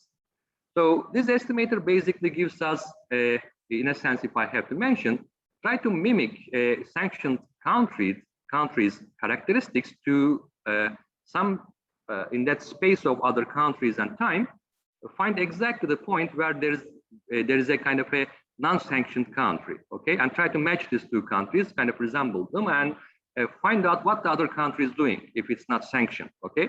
Since we don't have a kind of a laboratory experiment environment for this particular research, or in general in social sciences, we kind of use this kind of secondary kind of experiments, either with using econometric tools or sometimes with natural experiments that happens, okay. And here what we're using is kind of mostly econometrics, try to mimic the sanctioned countries' kind of characteristics with a non-sanctioned countries' characteristics as close as possible with many dimensions. And then what we do is, what is the difference between these two, okay, with using some different metrics, econometric metrics. And this coming from the raw data. That means if we don't control for anything, that we see is, and look at specifically today I'm presenting, is what is the usage of coal after this country is imposed a sanction, okay? And what we see is here with this kind of technical terms for this causal effect called the average treatment effect and average treatment effect on the treated. But in a nutshell, they basically means measures the extent of the causal link. And what we see is there is a kind of a effect on the coal consumption after the sanction. But obviously we should be doing better than this. So this kind of shows will probably be confounded with many other effects at the country region level. So for this, what we do is include those controls, okay, as much as we can collect in the data that we think is relevant in this literature, and then do a little bit better by adjusting the biases that can come from specifically from the GDP of the country, which is can be a major factor in kind of diplomacy, political ties, and everything, as well as the economic development can be an important factor affecting energy consumption. And also the population that can be related to countries' tendency to be kind of be an target or not. And then we kind of estimated again using this framework, and we see that our causal links still persist. Okay, so with of course compared to this, the numbers are dropping. That's something that we expect because other factors are taken out with the controls and adjustment. So that kind of gives us a way of understanding that, okay, this link may be something important, that countries are not intended to change their energy mix when they are imposed sanctions, but there is some link that actually changing it indirectly through political decision making within the country, or maybe the economic decision making within the country, and passing through its usage of mix of energy resource. Okay, and we know that that might be important. If I want to kind of in this slide tell you why it can be important and why it can be important to further investigation using research, to mention that it's an ongoing study with looking different dimensions of it actually. We here try to show that this is actually important. Energy mix can be affected by the sanction itself. And then the second kind of the obvious result that we obtain is that how that depends on country characteristics. So it's important to understand that beyond the sanction, like looking at in terms of different subgroups that can identify themselves as important. Okay, and we know that this is kind of a very policy relevant question, because if there are kind of bad policies within a country, starting from the sanction decision itself, okay, to punish that country in a particular way, okay, can be kind of hard to fix these bad policies. And if they can be fixed later, that will come with a kind of a big economic bill, okay, and that can cause welfare losses, maybe for the targeted people or targeted political system at the point, but probably you are not aiming to punish next generations. So that's making it more policy relevant if you change the structural system in that country. And the second, the other thing that is important is, especially with the energy consumption, is there's an externality, and that is global. So that means if you make a country using more coal, that's not only a problem for that country, that's a problem globally. Okay, so and then it becomes important that if sanctions has such an unintended effect, it's better be investigated in detail. And next, what we're kind of working on is, of course, this part of the study kind of puts this causal link is valid, but we want to understand this better. So if saying that this exists is one thing, but to find out what counterfactual should be or could be to fix this. Okay, so that's why we're working on an economic model, taking this causal link valid from this empirical study to understand these counterfactual policies that can actually make at least these welfare losses for generations at a sizable level. I think I'm done. Thank you very much. Thank you, Dr. Mehmet. Interesting research. Our time is up, but I believe we can take one question, and we have one hand here. Dr. Mazen, تفضل. Yeah, thank you. Thank you, Dr. Mohammed, for this interesting presentation. I was more interested actually into the methodology, since I have some, I'm trying to read more about the matching techniques and so on and so forth. So I have two questions for you. So first of all, regarding the matching techniques, did you use like propensity score matching or the inverse probability weighting or any other technique? The second question is for you as an econometrician. So you econometricians, you love the issue of the indigeneity. Do you think that, so I know that the matching techniques usually, try to mimic the randomized control trials in a way or another to avoid the issue of the indigeneity. But you have to, did you try, or are you thinking of, doing some kind of an extra analysis using, indigeneity techniques or, IV techniques, just, to show that your results are robust across different estimation techniques? Thank you so much. Thank you very much, Dr. Mazen. So very valid and very good question. So starting with the first, so we're kind of trying many things, of course. So we tried propensity score, but that might be kind of sometimes useful depending on the context, sometimes not. So here what we kind of deployed is more like a nearest neighborhood matching. So we have a data that I present here as our averages, but we have more data than that to allow us to match it with a kind of a better criteria. But the slide that I have showed you here is that there are kind of technical points where you have to kind of having both continuous and discrete variables. So you have to be careful about your results. So we are producing all actually. So so propensity score is kind of answering your question a little bit about your second question, right? So that if we have a kind of a secondary sample that we can actually match these countries coming with a presumably a bigger data, right? So that will help us to find out or sort out those country characteristics from that data to be using here. Unfortunately, that data doesn't exist. So our data is something that we built using kind of collecting different data from different agencies, sometimes country statistics. And I believe it's big enough in the first place. Otherwise, a matching estimator itself should not be could not be kind of utilized, having a kind of a smaller sample, because our aim is to find similar characteristics of this country in terms of GDP, in terms of region, in terms of say its trade kind of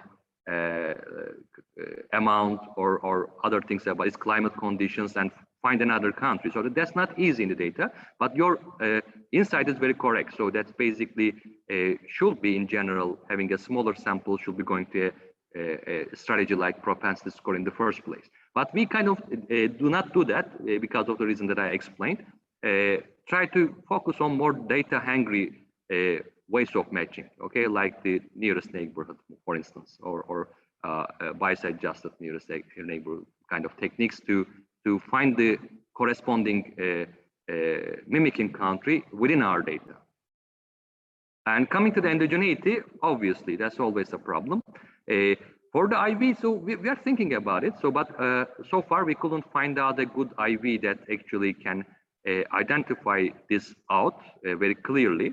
Okay, so but one way to check it is through using different specifications. That's why I kind of said that we have different measures for different variables that we are checking for the robustness, and doing some analysis in terms of errors and everything to within the framework of matching. But for the IV, unfortunately, no, we don't at least currently have a second strategy to validate that through empirical methodology. So the model part that I mentioned at the end is a way to do it. Okay, so why? Because I don't want to take it so long, but this causal mechanism, suppose you don't buy it at the face value, suppose even though matching estimator kind of brings that it's significant statistically, you are all the reasons to not take it the face value. Model will take it at the face value. So that means the economic model will take it, this is a causal link.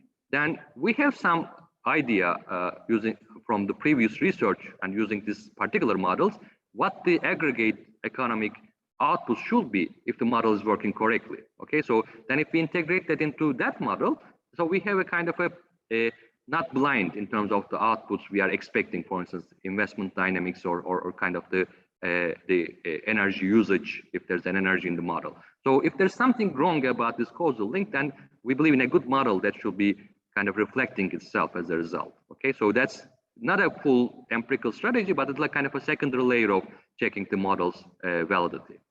Thank you. But very, very insightful questions.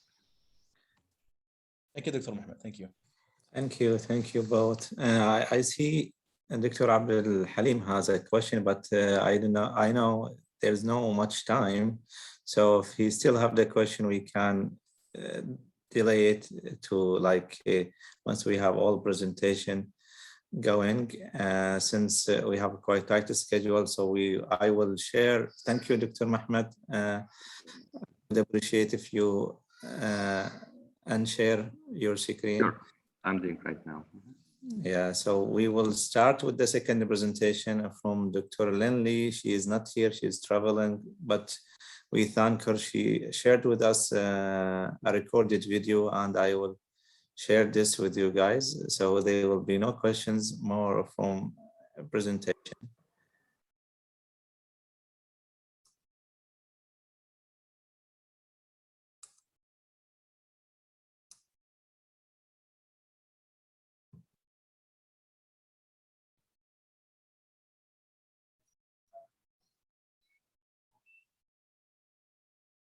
So it's clear, guys?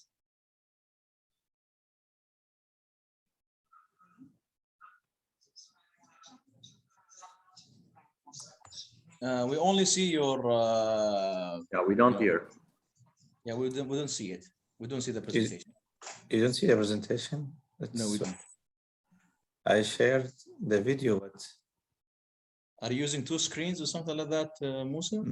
No, only my screens. Let's go with the next presentation until we figure this out. I don't know if Realism will support sharing a video. Yeah, but it should. Maybe we need to, I don't know, put it in sort of embedded into a presentation. But anyhow, let's go with the Dr. Iqbal. Then we could see if we can show Dr. Lin presentation. Dr. Iqbal, you are here. Yes, I'm here. Thank you. I will try to share my screen and see how it works. Give me a second.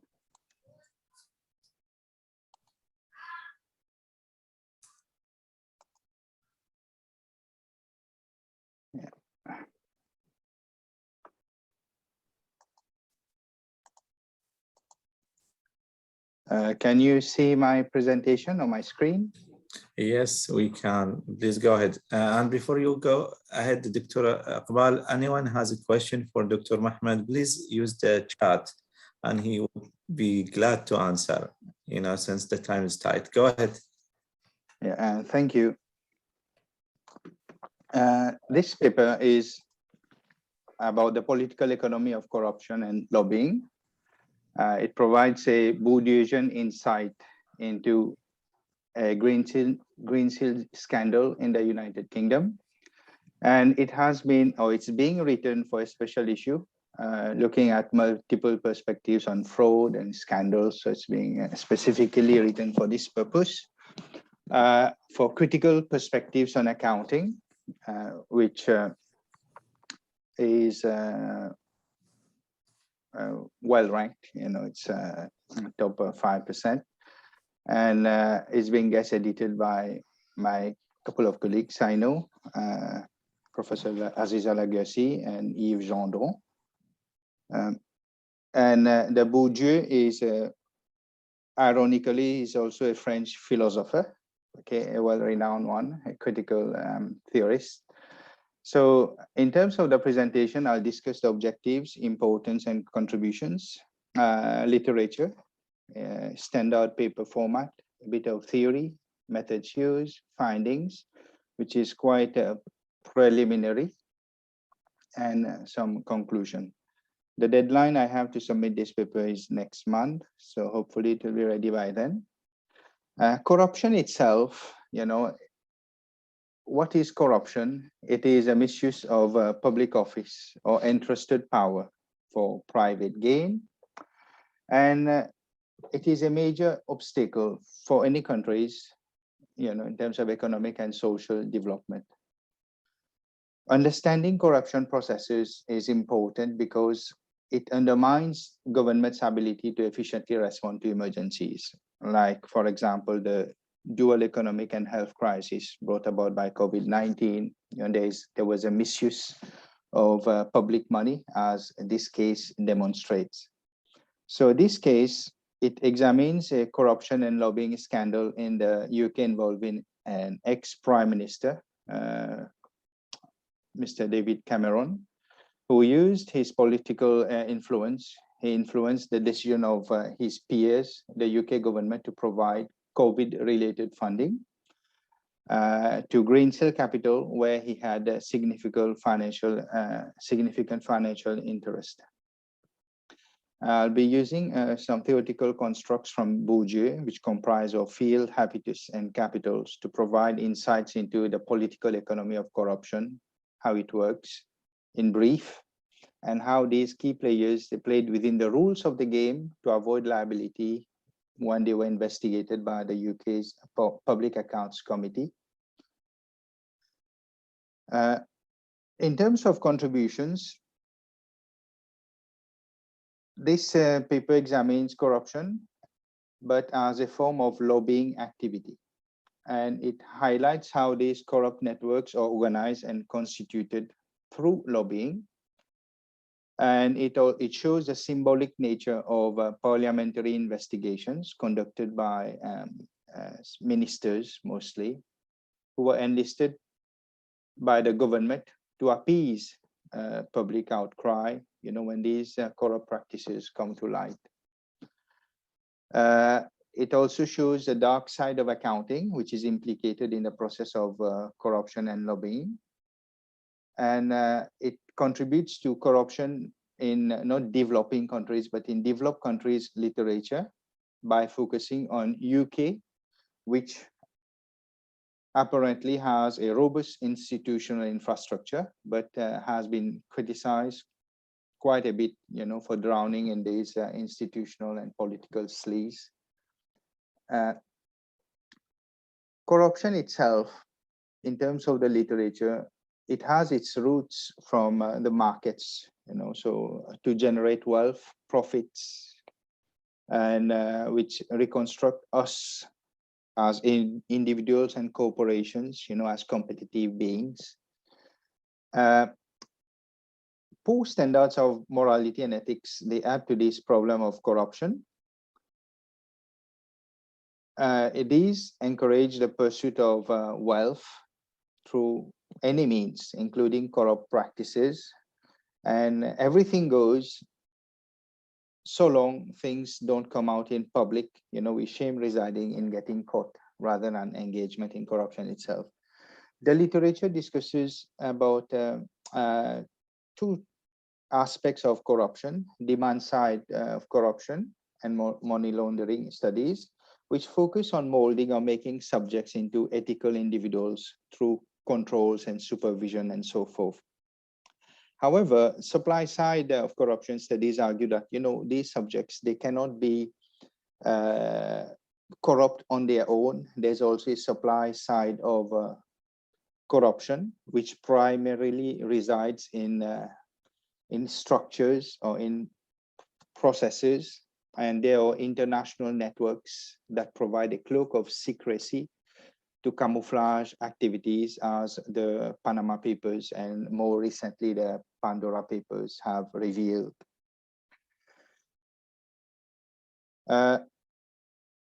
Corruption itself involves attempts by private actors to modify flows of resources, and it occurs when government officials, they give in to these demands of private actors in return for a portion of these resources in the form of bribes, gifts, donations, positions, favors, and so forth. The government itself, it has a role in distributing economic resources through its fiscal policy, raising revenue through taxation and spending them, awards of government contracts, selling of government assets, and providing funding, specific fundings to alleviate hardships and so forth. In the case of COVID, it provided loans and furlough schemes. However, these fundings may be abused and the resources misappropriated through corrupt practices. In the United Kingdom, the government has provided about £80 billion of support to businesses, in addition to furlough, business rates, value-added tax relief, and some form of moratorium on commercial evictions from premises. However, an investigation by the Committee of Public Accounts found that about 27 billion of these loans arising from fraud and errors won't be recovered, and there would be implication: who will pay the bill, who will pick up the bill for these? It's usually taxpayers. In terms of the Bourdieusian framework, which is quite a complex framework, in brief, there are constructs of fields, habitus, and capitals. Habitus, or the shared practical senses that are shared among actors, and we use it in relationship. We think alike. We go to particular schools, universities. We have certain way of thinking and acting, and these habituses create possibilities which drive strategies to influence outcomes, in terms of distribution of resources. Actors, they draw on various forms of capitals, which are symbolic, social, cultural, and economic. I put economic capital last purposefully, but symbolic capital are used to influence others. We use our position, leadership, deanship, journal editorship, status. We use our social capital in terms of who we know, our peers, acquaintances, cultural capital, and codes of conducts. So these Bourdieu's political economy framework, it focuses not only on the structure, that influence agency, but also on the agency that helps in organizing these corrupt practices. And these strategies and attempts to influence corruptions, they are not necessarily legal or moral. These four capitals I alluded to just now, they can be used, they are convertible to each other. We can use our social, cultural, symbolic capital to convert them into economic capital, and we can use our money capital to convert them into symbolic, social, and cultural capital. In terms of methods, these various actors, they were called to give accounts to Public Accounts Committee. The Alexander Greensill, who is the founder of Greensill Capital, the Right Honorable Gentleman David Cameron, and the Permanent Secretary of Her Majesty's Treasury, as well as the Chancellor of the Exchequer, Rishi Sunak. They were all called to account quite recently. This is a recent case that's still developing to give accounts on this scandal. And the government itself has prepared its own report, a review of supply chain finance in government, and there has been various media and press releases related to this. It's a qualitative research, it's case study, and it's informed by critical theory. This case study is quite preliminary in terms of writing, but basically, Greensill Capital was involved in the provision of supply chain financing and derivative products. It was founded quite recently in 2011, and in just after 10 years, it filed for bankruptcy. And the British Prime Minister was implicated in this scandal because he used his personal connection with the Chancellor of Exchequer to try to secure government loan for Greensill Capital, where he had significant financial interest. And David Cameron was a prime minister between 2010 to 2016. During that period, Rishi Sunak, who is a vice chancellor of the Chancellor of the Exchequer, he joined Parliament in 2015, and during that period itself, Lex Greensill served as advisor to the Prime Minister. He even had an office at number 10 Downing Street with a business name card. And when David Cameron left office as Prime Minister, he in turn was given an advisory position in Greensill Capital. And he had stock options as well, which had been worth about £70 million if Greensill Capital survived. So here, I'm sorry to interrupt, but just saying you have 2 minutes to wrap up the presentations. Yeah, thank you. So here we have the habitus of these key players, including the name codes for Lex Greensill. In terms of the case itself, under the Freedom of Information Act, text messages were released by the Treasury, and it revealed that David Cameron had contacted other ministers as well in Treasury. Ultimately, Greensill Capital was not awarded the loan, but the UK National Audit Office found that Greensill was given access to COVID loans without detailed checking, and the taxpayers would potentially stand to lose about 335 million out of the 350 million awarded, and the limit actually was 50 million. In terms of conclusion,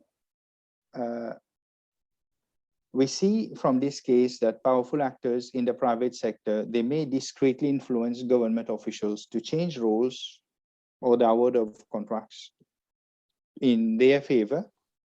There are discretion that can be exercised in the field, and there are revolving doors between the government, the private sector, and the public sector, which compromises public accountability or accountability to people by benefiting a certain limited number of elites.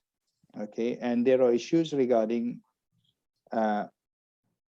rules and conducts that we have to maintain fairness in the field, which prohibits bribes, favors, and so forth, while government officers are in office. But at what point in space and time do these resources flow from the private sector to government officials for favors previously provided?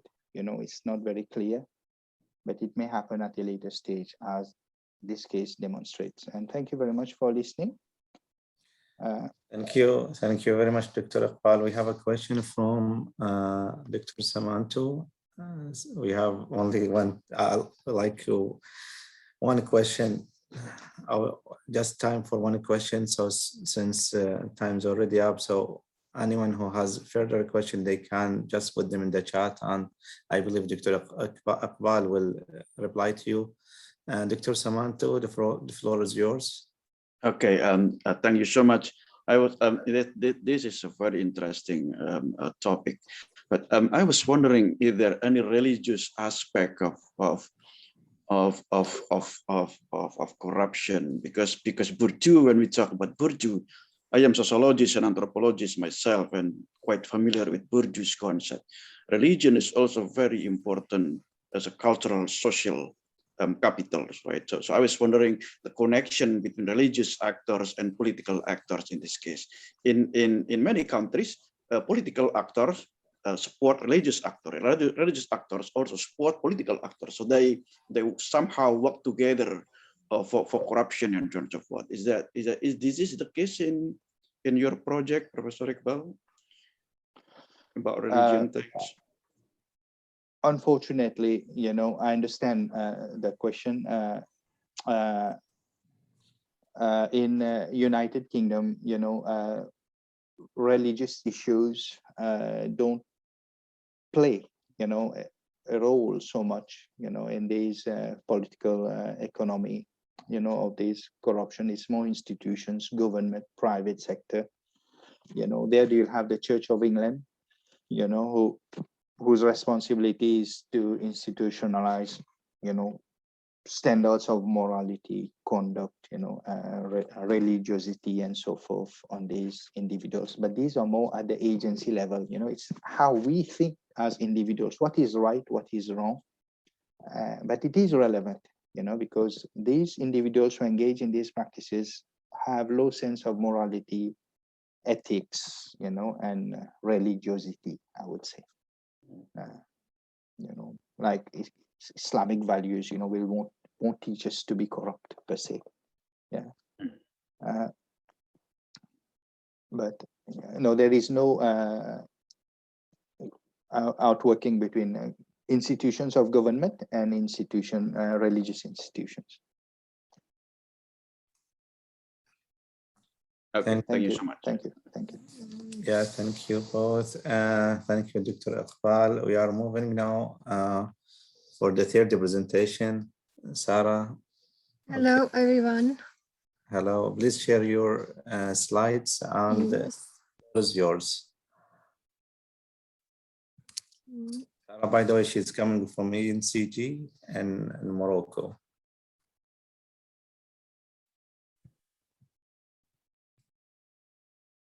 Yeah, please go. Thank you.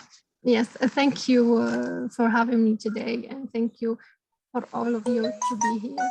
My presentation will be a case study about implementation of the digital marketing strategy in the COVID area. So for the plan, I will talk about digitalization in the COVID area, also the key issue of the case study, after that, the digital marketing strategy plan, and the implementation of all actions after that, and then the results and conclusion.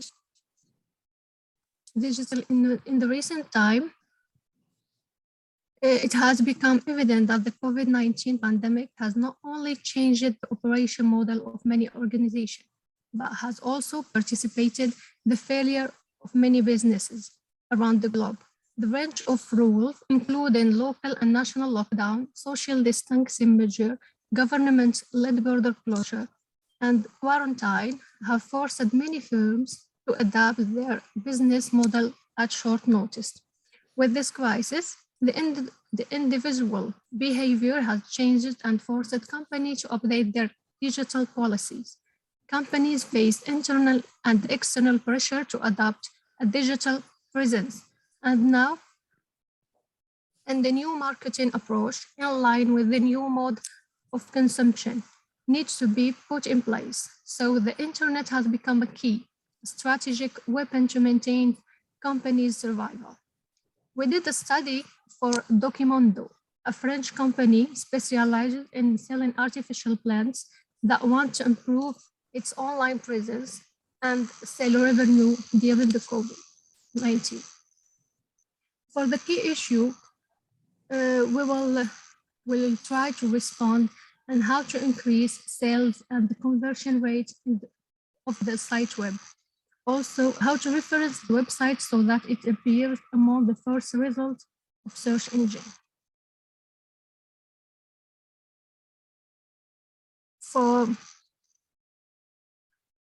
We will answer the question in implementation of a digital marketing strategy. So to address this issue, we will establish a digital marketing strategy plan, and we will talk about, firstly, a situation analysis for the company's online presence. And like we see, we know that the website visitors are divided into male and female, and we will see that the male are more than the female. The average age is between 20 to 44 years old.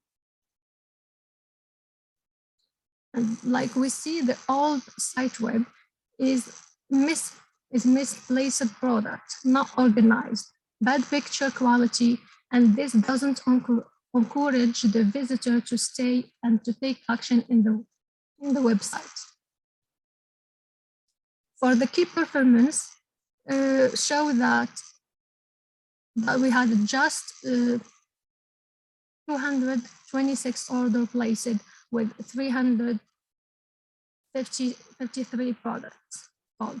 The site was not able to generate a lot of revenue, and this is the main activity that the client wants to increase.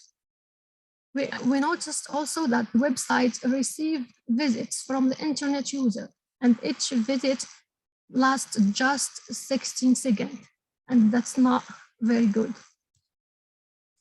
Which revealed that the customer cannot find what he wants in the site web, or that he doesn't understand how to use the ergonomic of the site. And this is made clear by the high bonus rate. Also, the most website visitors come from the above countries. We noticed that the site is visited more in the United States, which take the first place, and China, Japan, and Germany. But the client wanted the website to perform well in French, not in the United States. For the CAO optimization, we noticed that the Documondo did not take any action on improving keywords for website optimization. In order to show up in search results, we are seeing stagnation in the curve of keyword usage. After that, the website meets fierce competition. It competes to maintain its place in the market.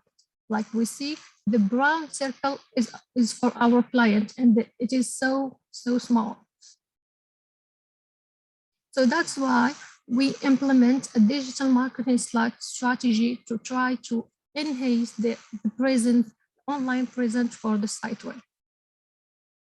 Our goals are increase new website visitors by 20% each month, increase conversion rate by 2%, and increase the number of orders per month.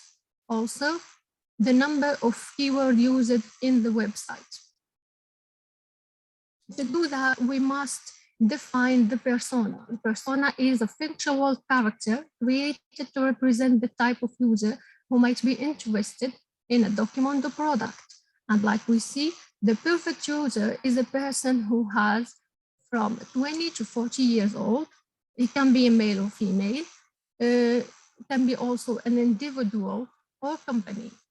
For the payment, he can do the payment for himself. He doesn't need his parents or something. And his main concern needs for decorative furniture, flower, or artificial plans.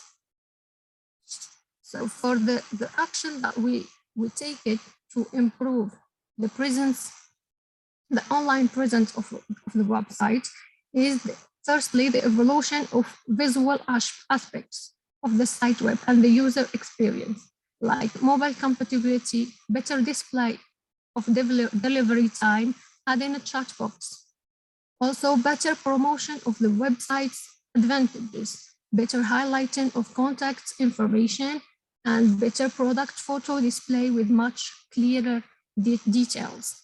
And the ability to order pots at the same time as plants. Pots are like a peripheral product to increase the sales. Make different sizes visible directly in the category page. Add the parts other products in the same category on each product sheet so that when a user arrives at a product, he can see the entire stock. The addition of customer review directly on the sheet produced. Also the creation of a professional address, the establishment of a landline number in addition to the mobile, improve site web speed, and implementation of HTTPS to ensure customer security. Also, we did some actions about the website optimization, like improving internal mesh, adding structured data, obtaining quality backlinks. The fight also against internal duplicate content, improving the crawl and the overall quality of the site web. As we see, the new design is more pleasing, and the products are classified by using good quality photos, colors, and attractive text. In terms of graphic, we opted for every design with spaced element, empty section, or a color theme that help the visitor eyes a break. Like we see the mobile compatibility, it becomes like the site web is very well displayed in a phone screen, which allow a better user experience. Highlighting the delivery time and the chat box, and also the customer review notation. For the highlighting of the advantage of the site with the integration of delivery times, ease of payment, and free delivery costs. The change of the address to a professional address creates a serious and a professional image, as well as the addition of a landline. The display of different pods in the product page, allowing user a better visualization of the accessory product, which will encourage them to buy pods at the same time as plants. The website and online store increasingly rely on rating system and element of relying on rating system and element of interaction for visitor and customer. User leave customer review on website or exchange product information and business through comment. For this, at this screenshot, we have inserted customer review and comment on the website of Documondo, and also in a third part named Trusted Shop. Several actions were implemented to improve the loading space of page image. We verified the changes using the website geometrics, which show that with the website performance increased over 60% and the overall site structure to 89%. For the optimization to improve the visibility of the site, we have opted for the use of backlinks that also help improve the Google position of our website. However, they must be a high quality to achieve those results.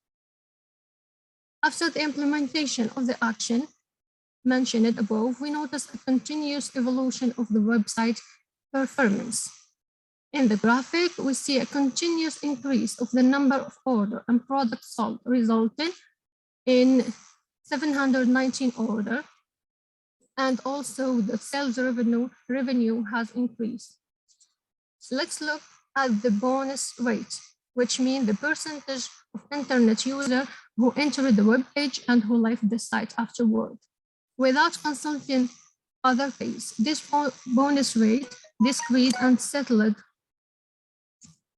at 58%. Suddenly, we saw an increase in the average duration of the session. The visitor tend to spend more time scrolling through the page of the website, and this is a good sign. After that, we noticed a radical change in the list of countries where visitors are from, with the predominance this time of French, which occupy the first place before the United States.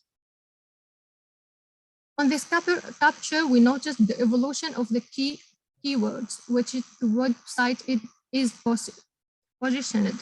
We are seeing that the site success in maintaining the top spot on multiple keywords as shown in the screenshot. Now we see the evolution of clicks and impression. So as marketing researcher, we move into life after this pandemic as a kind of a limbo, where some people are back to work and some were not. So how can we think about digital transformation instead or just adapting and being able to work remotely? In fact, COVID-19 has helped some companies come back better than before and emerge in a new way. Thank you for your attention, and I will take questions and any remarks. Thank you, Sarah. Do we have questions from the audience? Anyone has a question, please raise the hand. I have a question, Sarah, actually. So you did a case study through called the Commando, it's a French company. So, and based on that, you provided some recommendation to optimize their digital strategy. So do you think you would be able to have those recommendations like given to different companies and maybe in the different domain, or you have it only for this? I mean, is this a result or those findings, are they in a way generalizable to other companies or not? Actually, in marketing, we work in each case study. Each company, it's different than the other. Each product also, it has different characteristics. But doesn't mean that the strategy, the main strategy, doesn't work for everyone, because we work with companies from different fields. Okay, so it will be quite limited to the Commando firm. Yes, for this case study, just for the Commando. It's not applied to another company. Okay, even if it is in the same field? Yes, we could. If it had the same product. Okay, same products. Okay, quite interesting. We have a question here from Dr. Nasser. Yes. Dr. Nasser, تفضل. Yeah, thank you so much for showing us this case study. Actually, I would like to just touch on the notion from Dr. Musa about the generalizability of your findings. And I realize it's basically, if we can take out something, is that there is much more, let's say, on the table that are companies, sometimes they're not reluctant to do, sometimes they're reluctant to take, significant steps to transform their businesses. And I actually think some of your recommendations applies to, other companies. So, for example, if you optimize your website to be more search engine friendly, you mentioned using high quality images, alternative text, the headings, the content of the website. Even all of these basically will be reflected in your conversion rate, the bounce rate, it will be less. That will be result, basically yield good result in terms of sales and conversion rate. So we really commend the efforts in this basically direction, where companies, they should be more vigilant on their website optimization to basically be friendly to the SEO engines and to the user experience.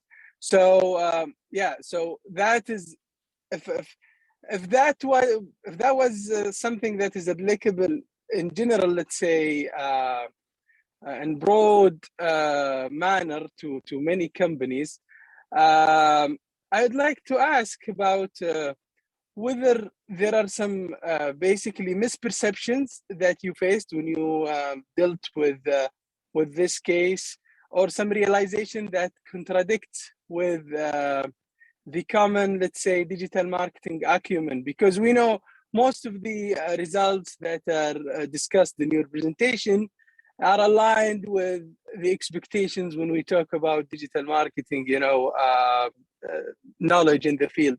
So are there any, let's say, things that you found surprising there, in contrary to what you have learned or read, that you could share with us? Yes. Actually, when we did the study, we make a lot of action. So sometimes when we do an action and we know that this action will lead to this result, but did not actually. So we were surprised, and we keep moving, and we can keep testing other action, then until it's come right.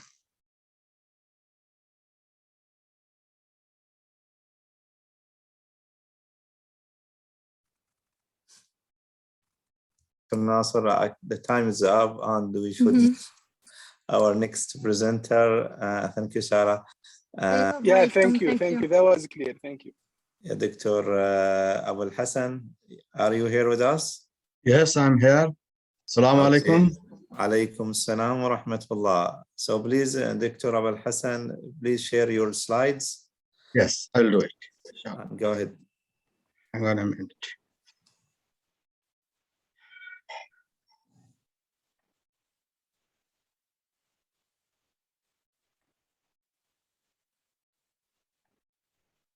Can you see my slide, Dr. Musa? Yes, we can, please. And can you put it in the presentation mode? Okay, yeah, okay. Is it the presentation mode? Yeah, it is. Thank you. And please go ahead. Bismillahir Rahmanir Rahim. Rabbi Israh li sadri wa yassir li amri uqdatan min lisani. Thank you, Dr. Musa, for organizing such an excellent international symposium. Consists of the speaker from different countries, and it's an excellent symposium, I feel like. So my topic is Fintech application in Islamic social finance in tackling the challenges of post-COVID-19 behaviors. Islamic finance is the growing field. It's an academic field now, not only in the Muslim countries, but also in the different non-Muslim countries such as UK and America. So it's a 15% to 20% growth in every year. So Islamic finance have the role to play in the post-COVID-19 scenario in the economic development. So my outline of the presentation will be a little bit introduction about the Islamic finance and social finance, and I will go for objectives of the study with the research questions, and then literature will be brief, and then we'll go for a result at last conclusion. So due to the novel corona, we are facing tremendous challenges to recover the economy. And different financial system planners, governments are playing the good role for recovery. But here I will discuss about the Islamic finance, what they can play the role with the help of the fintech, financial technology, in social inclusion and in to some extent the contribution in the economy through the finance. So what is the Islamic finance? Islamic finance is an ethical system based on the Quran and the Hadith of the Prophet Sallallahu Alaihi Wasallam. So it is not narrow. It is accepted by the different countries in the world, including the non-Muslim in the Western countries. That it's a profit loss sharing. It's not, doesn't exploit to the human being, such as riba based or the interest-based financial system does. It's based on the musharaka, mudaraba, and other also instrument they use, ijara, salam, murabaha, etc. But most popular in Islamic finance, musharaka is a partnership basis, and mudaraba, the joint venture between the Rabbul Mal, financer, and the labor, or means entrepreneur. Okay. Next, what is the social finance? Because I'm discussing here the social finance contribution in aptitude of the poor, a downtrodden society. So it's implies the mode of finance that are means based on the ethics, and what is the aim? Social benefit. According to the World Bank, they have the report in 2020 that the Islamic social finance comprises the Qard al-Hassan, the benevolent loan, zakah. Zakah is alms giving, 2.5% every Muslim who has the savings have to pay. Sadaqa is a charity, and endowment means foundation, Islamic work, zakah. The main objective of the study to identify and investigate the effect of intact in the reconstruction of the economy through Islam finance, especially the Islamic social finance against the consequence of the COVID-19. So what is why this study?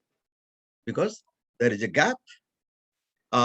We discussed about the mainstream financial system, banking, and capital market, but we do not discuss much about the Islamic finance role in contribution against the COVID-19.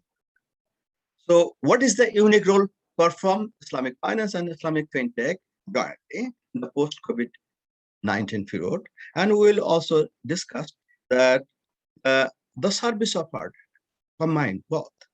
And what is the solution? Is the proposed Islamic fintech model useful in short run, medium term, or long term? It's a study based on the secondary information. So some of the literature, we see that Islamic finance is the fastest growing sector in the economy, and figure shows that from 2012 to 2020, the growth rate of the Islamic finance. And it is projected in many studies that in 2024, the 3,472 billion asset they will acquire. So there are many literature in this area about what the fintech and Islamic fintech can play the role with the Islamic finance and to resilience the social financial services and prove it as emerging under of the conventional system. Conventional system is communal financial matter. So about the Islamic fintechs, we see a study from the sample of the Pakistan SS emergency program for the poor people. In the week, they have covered the whole program, means few billion rupees distributed through Islamic fintech. Islamic fintech also, we see the crowdfunding, many means point-to-point lending, crowdfunding, digital payment, etc. we see in the literature. To see the future Islamic fintech ecosystem is the developers with the big data analytics, cloud computing, cryptocurrency, and social media developer system. The finance system, banking, capital market, financial institutions, Islamic banking, Islamic finance, non-banking finance institution, mutual fund, etc. Fintech startup, the payment system, wealth management, P2P, lending, and crowdfunding.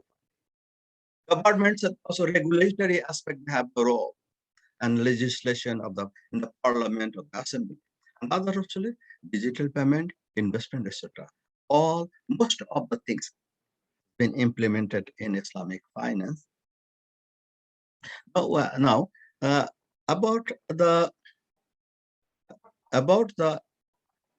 fintech, what fintech role played in the pre-COVID period. There are two studies. This is Jan and 2019. They have said that in their study, not only Islamic fintech are using Islamic finance, but also non-Muslim also, because it's an ethical system. More than 1,500 Islamic financial institutions are working. So one model developed by the World Bank, that is called the Islamic Fintech for Sustainable Development, targeted at alienated people between the Islamic finance and multinational companies and startups. Dr. Abul Hassan, you have 2 minutes to wrap up. Okay, I will go for methodology here.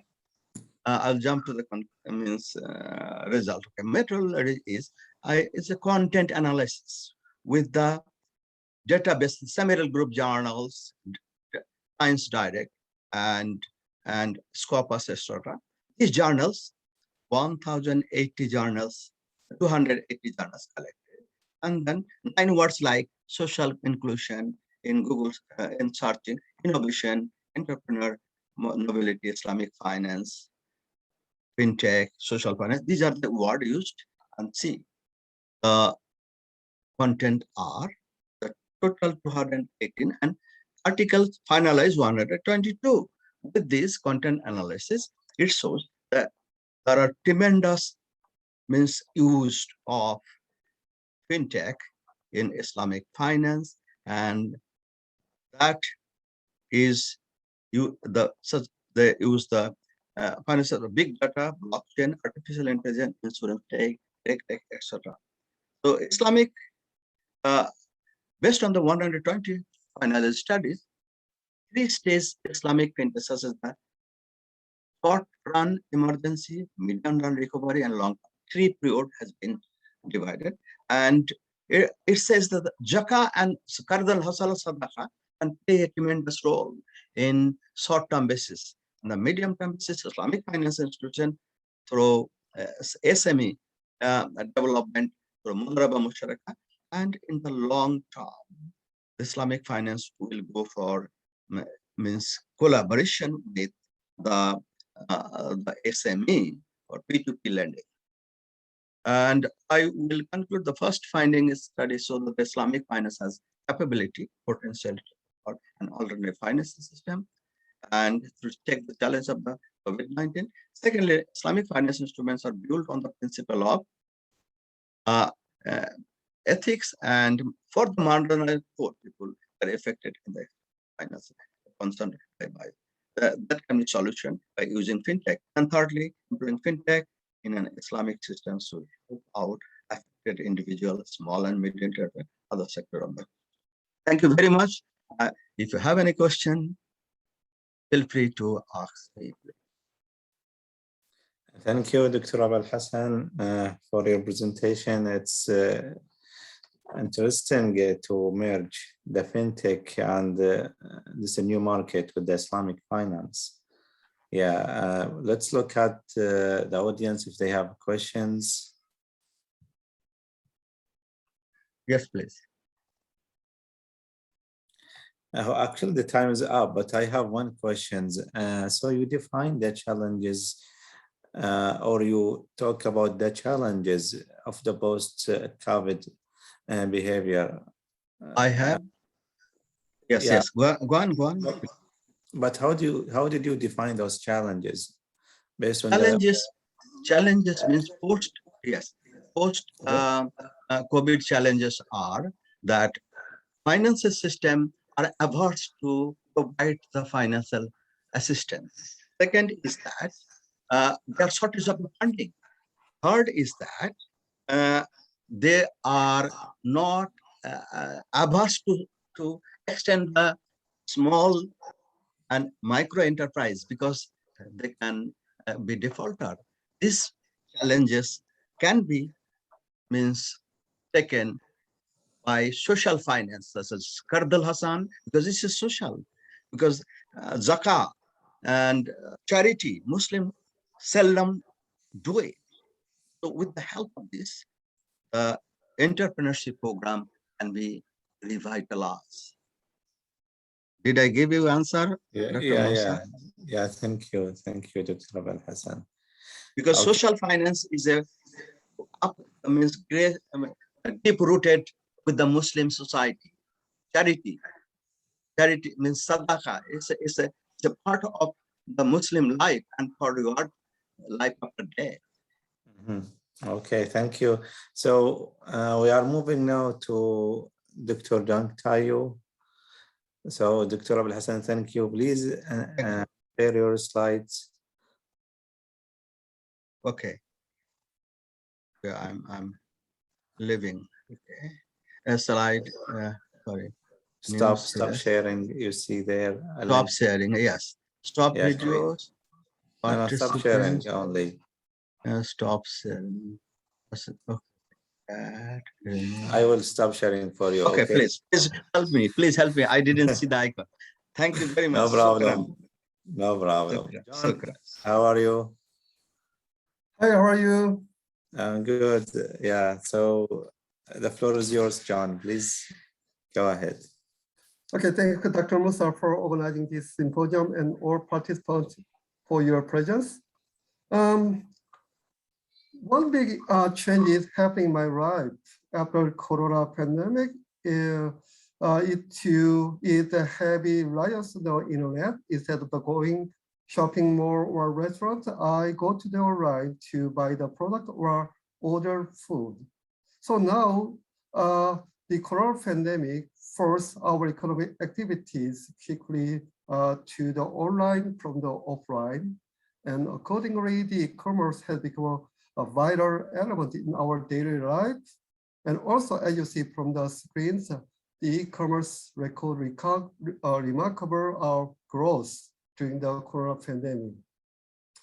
However, the dark side of the growth of the e-commerce is the concern about privacy, because as more people go to the online and buy something, also they are required to provide their personal information. So online vendors, they collect massive personal information by using advanced information technologies. So what's the result? People are more and more losing their control over their personal information. So that's why the effect of the privacy concern draw the attention of the researcher and practitioners. But surprisingly, the previous research provided the inconsistent result of the privacy concern's effect on behavior, which is called privacy paradox. So that's why there is a growing consensus that we need more focus on the determinant or antecedent of the privacy concern to understand better about how privacy concern influences our daily lives. So by identifying essential determinant of the privacy concern, vendors can take appropriate measures or action to mitigate the concern, thereby motivating people provide their personal information voluntarily. However, now the thing very quickly changes. The online vendor, they expand their business across the national borders. As you see that the Amazon, which is rooted in the US, they have the branch in Saudi Arabia as well. So that's why it is imperative to examine the effect of the culture on the determinant of the privacy concern to understand how privacy concern influences the people in different countries. Largely, previous studies adopt half-head cultural dimension, examining the effect of the culture on privacy concern. However, we still face another challenges or some obstacles because the report provides different inconsistent findings. So that's why in this paper, I argue that we need to change our sites and need to more focus on the role of the culture in forming private concern. That is, we have to investigate the effect of the culture on antecedent of the private concern instead of the private concern itself, by understanding the relationship between culture and the antecedents of the private concern. We understand why previous studies report inconsistent effects of the private concern across different cultures. Drawing on the protection motivation theory and justice theory, we categorize the important determinant of the private concern into three appraisals. The first is threat appraisals. So this appraisal entailed vulnerability and severity of the privacy invasion, usually labeled as privacy risk. Second appraisal is coping appraisal that includes self-efficacy and response efficacy. Self-efficacy indicated the extent to which people believe they have ability to protect their privacy, and response efficacy means how much people convinced that they have some available useful tools or methods to protect their privacy. Final appraisal is the fairness appraisals, entail the notice and consent.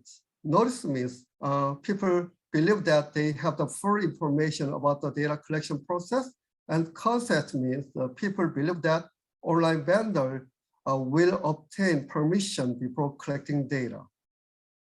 So threat and the copying appraisal are general appraisal, which can be applicable to all general context, and the fairness appraisal is the e-commerce specific appraisal. During the theory, we developed 5 hypotheses. So first, we argue that the individual in cultures highlight the individual ability, competency, and achievement. So people in the culture tend to perceive risk as another opportunity to achieve something. So that's they perceive the risk as lower comparing to the people in the collectivism cultures.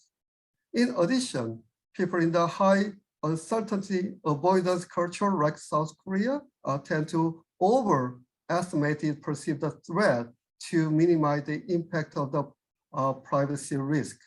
So that's why we argue that the people in the culture 1, which means a high individual and the low uncertainty avoidance cultures, they show lower privacy risk. And in addition, people in the individual cultures, as I told you, highlight the individual achievement competencies. So we argue that people in those such cultures believe that they have the more competitiveness or ability to protect their privacy than people in the low, people in the collectivism cultures. And H3, in H3, we argue that the high power distance, which is the one cultural dimensions, high power distance indicate that resources or information is not equally distributed among the members of the society, which means if we are living in the high power distance society, which means a small group of people in higher positions monopolize all possible resources and informations. So people in such a high power distance society tend to heavily rely on people on higher positions when they make some important decision making due to the lack of the information and the lack of chance to raise their voice. In addition, high power distance lead to low trust toward organizations or government because they realize that, okay, people in higher position in organization and government, they just occupy most of the all resources. So they believe most people, they believe that those people, they just take an action for pursuing their own benefits instead of the benefit of the total society. So people in the society are likely to trust the policy or actions of the organization or government. That's why we argue that people in high power distance perceive more people in type 1 low social distance perceive the high protection by authorities. And people in the low social distance and individuals, we believe the more procedural justice because they believe that organization or online vendors, they guarantee any chance to provide the information and the chance to raise their voices. Here is the research model. So, okay, for this study, we selected 3 cultural dimensions from the HAFTED. The first is individualism, second is uncertainty avoidance, and the final is power distance. As I told you, individualism means that a society is more focused on the individual achievement, competency, and abilities. On the other hand, collectivism society highlighted some harmony or cooperation among the people instead of the individual achievement. Uncertainty avoidance means how much people try to avoid any uncertainties. Power distance, as I explained, means how much the resources or information is centered on specific level of the people. Following the previous study, Griffiths and Kim, we categorized countries in two types, type 1 individualistic, weak uncertainty avoidance, and low power distance.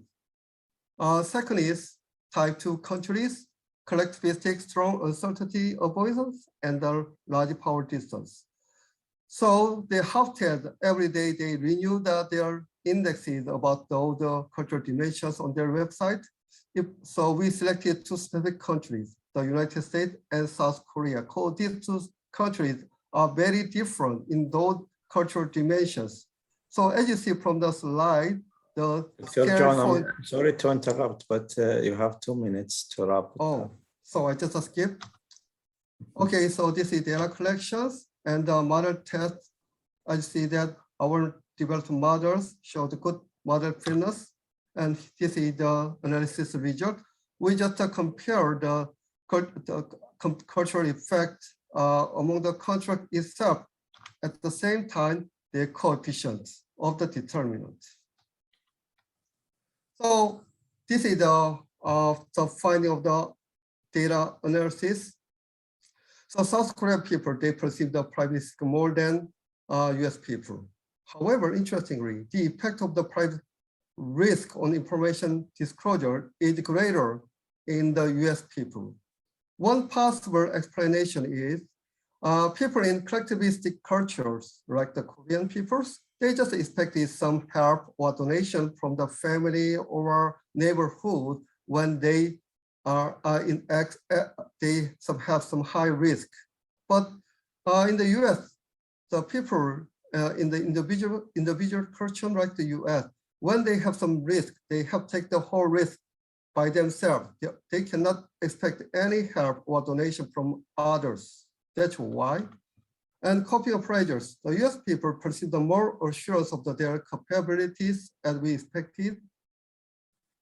However, the effect of the self-efficacy was more prominent with the Korean people. This is very interesting because we believe that one region may be low trust toward the government or organizations because Korean society is the high power distance society. So people, they don't much trust the policy or actions developed by the government to protect people's privacy. so they believe they have to protect their privacy by themselves.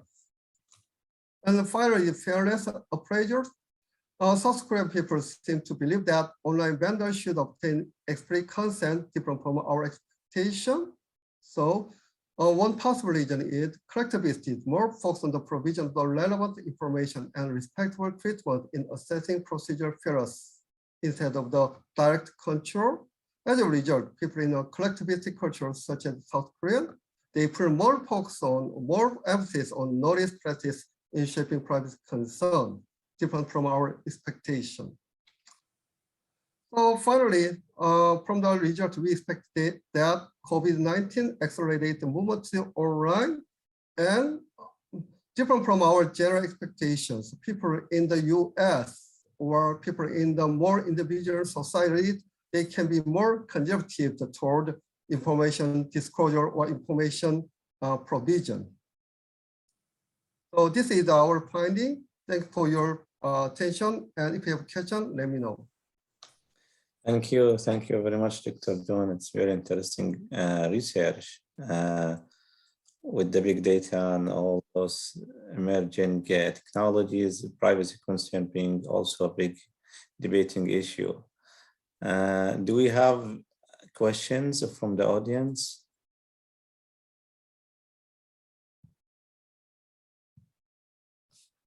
Okay, I have one question, John. So you have two contexts here, the US context and the South Korean context. And what I see, both of them are the opposite side. So they are high power distance and the US low power distance, and same for the other cultural factors. So did you ever think to include one more context where it can have sort of not the opposite, the total opposite of the other? I don't know if you get my questions. Yeah. Moderate level of definitely, yeah. you're right. Yes, including more different cultures may provide a more clear picture on the role of the culture in foreign privacy concern. Yes, you're right.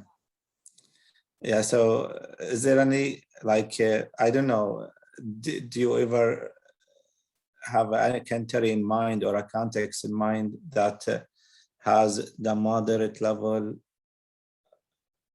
Not well, as... if I have a chance, I'd like to collect the data from the Middle East countries or South American countries. They are far different from the East Asian country or even US, even from the European countries. I see. Okay, so it's a data availability issue, I see. Okay, thank you very much, John. By this, actually, the time is up for the morning session, but we have one left presentation. I'm gonna give it another attempt. It's a presentation from Dr. Lin. She shared us the presentation with us because she is traveling. So let's try to have it presented, and then we can conclude the morning session.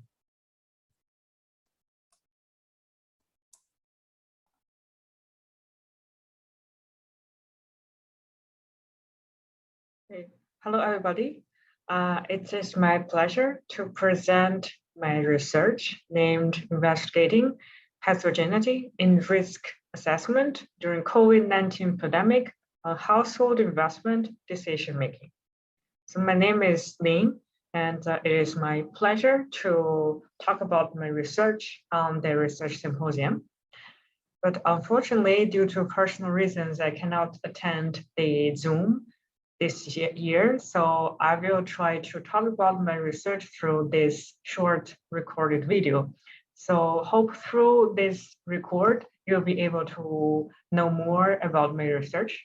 And also I hope that you have a good time in the research symposium and enjoy the research day. Okay, so let me start with a brief introduction of my research.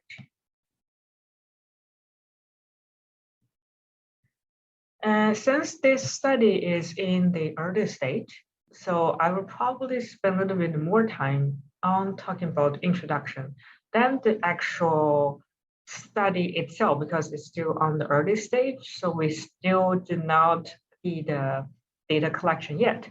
So let's talk more about the background about why I want to do this research. So one of the biggest reason is very obvious, because of COVID. Because COVID has changed everything in our life. And since 2019, this whole globe has been affected in almost all aspects of our life. So for example, the IMF estimated that the world economy declined by 4.4% in 2020, which is the worst since the Great Depression in the 1930s. So that is a very big economic decline. And COVID-19 caused the performance of global finance market to decline. And the depression's many recurrences. And also the eco-deep finance assets were also decreased as well, even though they were considered safe by a lot of them. So as a result, the economic fallouts of COVID-19 changes individuals' investment perspectives and behaviors in tremendously. So because of this, everybody's life changed. The financial economy changed. So as a result, I was thinking, okay, why don't we think a little bit more deeper about how this COVID-19 have changed the investment decision making in every household? So this is kind of the beginning of my study. And to make it more easier or more vivid description, I find this online about this values changes. So as you can see, this graph shows us that the performance of value is now the worst since at least 1826. So this data goes even more back compared to what we have said about the Great Depression. It goes back to 1826. So we can see from this graph here, these blue lines. So this beginning is 1826 and is till now 2020, it's even dropped lower, which is shockingly low. So that 9826 was the year from President Thomas Jefferson and John Adams both died. So even on those tremendous tragedy events compared to 1826, today is even worse. So that is how the situation is in the financial market. And also according to another research, as you can see here, the value investing, how the value investing has done over the years. So it's also started from 1826. As you can see, it started from relatively low, and then it has been keep increasing over the years, like hundreds of years has gone by. But as you can see from here, in 2020, it's still going down a little bit despite all of their increase. So that's why we see this COVID-19 pandemic has changed many of the trends that make some companies and sectors cheap or expensive, sharpen the pain. Right, so based on this background, as you can see, people are also kind of saying, we kind of entered 2020 after this big cavitation in 2019, thinking the value is going to come very good, but nobody can foresee a global pandemic that could last this long. So that's a pretty extreme curveball that's been detrimental for value and very positive for growth. So as all of this considering in the background, with the value change, with the economic change, all of this has made me thinking about my research question, that how does investment decision making has been changed along the way since the COVID-19. Right, so I feel it is important to study influence of this so-called negative shock, COVID-19, on the households, which are essential to the economic system in the macro small level. So that's why this study want to study more about this topic. And also, the more I dig in, I realize, hey, there's a research gap that is very interesting. Because you can see here that the results are very mixed. Either the households are become more taking risk or averse risk during the COVID-19 pandemic. So at least a few studies here, for example. One study found that households tend to be more risk aversion amid COVID-19.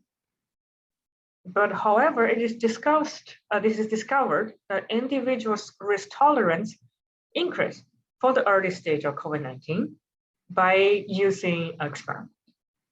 And also another study found there's no change in risk aversion or risk taking in the COVID-19. So that is, it triggers me to find out more. Does it really make people taking more risk or taking less risk?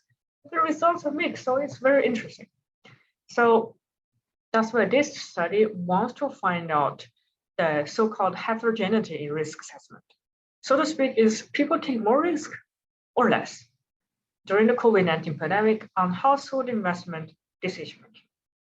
So to be specific, we want to investigate what factors cause the different risk assessment in their household investment portfolio changes during the COVID-19 pandemic.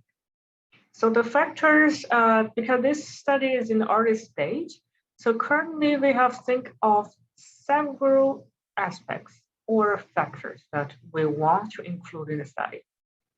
For example, COVID-19 proximity, which means how many COVID-19 cases are in the neighborhood, and the risk composition countermeasures is like how they have been kind of think this happens, so they take some countermeasures to prevent or stop it. And also people's or households' age, their income, their job, their education level, their financial levels, like their saving, and also their health status and their family size. So currently, these are the factors that we would like to consider in taking as our independent variables. So thus, as we discussed, those factors are considered as the independent variables. And the investment portfolio changes are used as dependent variables. So this is the basic structure of our study. As to the methodology, we want to collect data from the actual households. So we want to use some similar to Amazon Amturk service that is similar service in Kingdom. I'm still looking for this kind of service. So I'm hoping I can find something similar that I can get actual response from the people. So I can have very, very clear information about how people perceive this and what are the results causing by this COVID-19 on their investment decision. And for some of you who may not be familiar with this Amazon Amturk, it is a gig economy platform that serves similar like crowdsourcing. So people can sign up to the website and then they can be assigned to different assignments, and the survey can be used as an assignment to them, and then they submit the data and then we can analyze the data from them. So we can get the very actual data from the people, actually from different households regarding their financial data. And we plan to use the LPM, linear probability model. And also we plan to use probability model as well. So both of them are intended to be used for data analysis to secure the robustness of the research finding. So we will first put down in the LPM model, and then we will treat them like dummy variables. And then we'll put in the probability model as well to check, okay, is our results still stand for different situations if we put them in different models to check. So since we're at the early stage of the study, so we do not have the actual data so far. So this is still a design. And if you have any suggestions, you have any questions related, please feel free to contact me anytime. using email, or you can talk to me in person. So as to our research roadmap, so this is the steps that we plan to continue for the rest of the time. So the first phase, we plan to do an extensive literature review and lay down a very strong theoretical foundations for this study. Because as we discussed, it's a relatively new phenomenon, and also there are actually very mixed results, making this research very interesting. So that's why we want to make some theoretical foundations to give a very solid base for the study. And then the second phase, we will do the empirical study, and we'll collect data and do the data analysis and then interpret the results. And lastly, we will try to publish in a scholarly journal to show the results in a very professional way. So this is the roadmap or our plan for the rest of the study. So in conclusion, this study contributes to a newly emerged body of knowledge during or post-pandemic investment decision-making and heterogeneity in risk assessment and behavior analysis. And practically speaking, the practical implications can provide for the government, regulators, and financial investment institutions in the kingdom in terms of the qualitative economics as how to face the changes in household investment in an unavoidable challenge during an end of the COVID-19 pandemic. Because we cannot avoid this anymore. This is something that happens in our life. We have to face it and find a way to deal with it. And in general, this research is expected to enhance the kingdom's economic digital transformation and growth, especially in the financial sector. So even though this is not really my field, but due to my personal interest, this is a study that I would like to carry on and to do more related studies related to it. Okay, so this is the last of my presentation.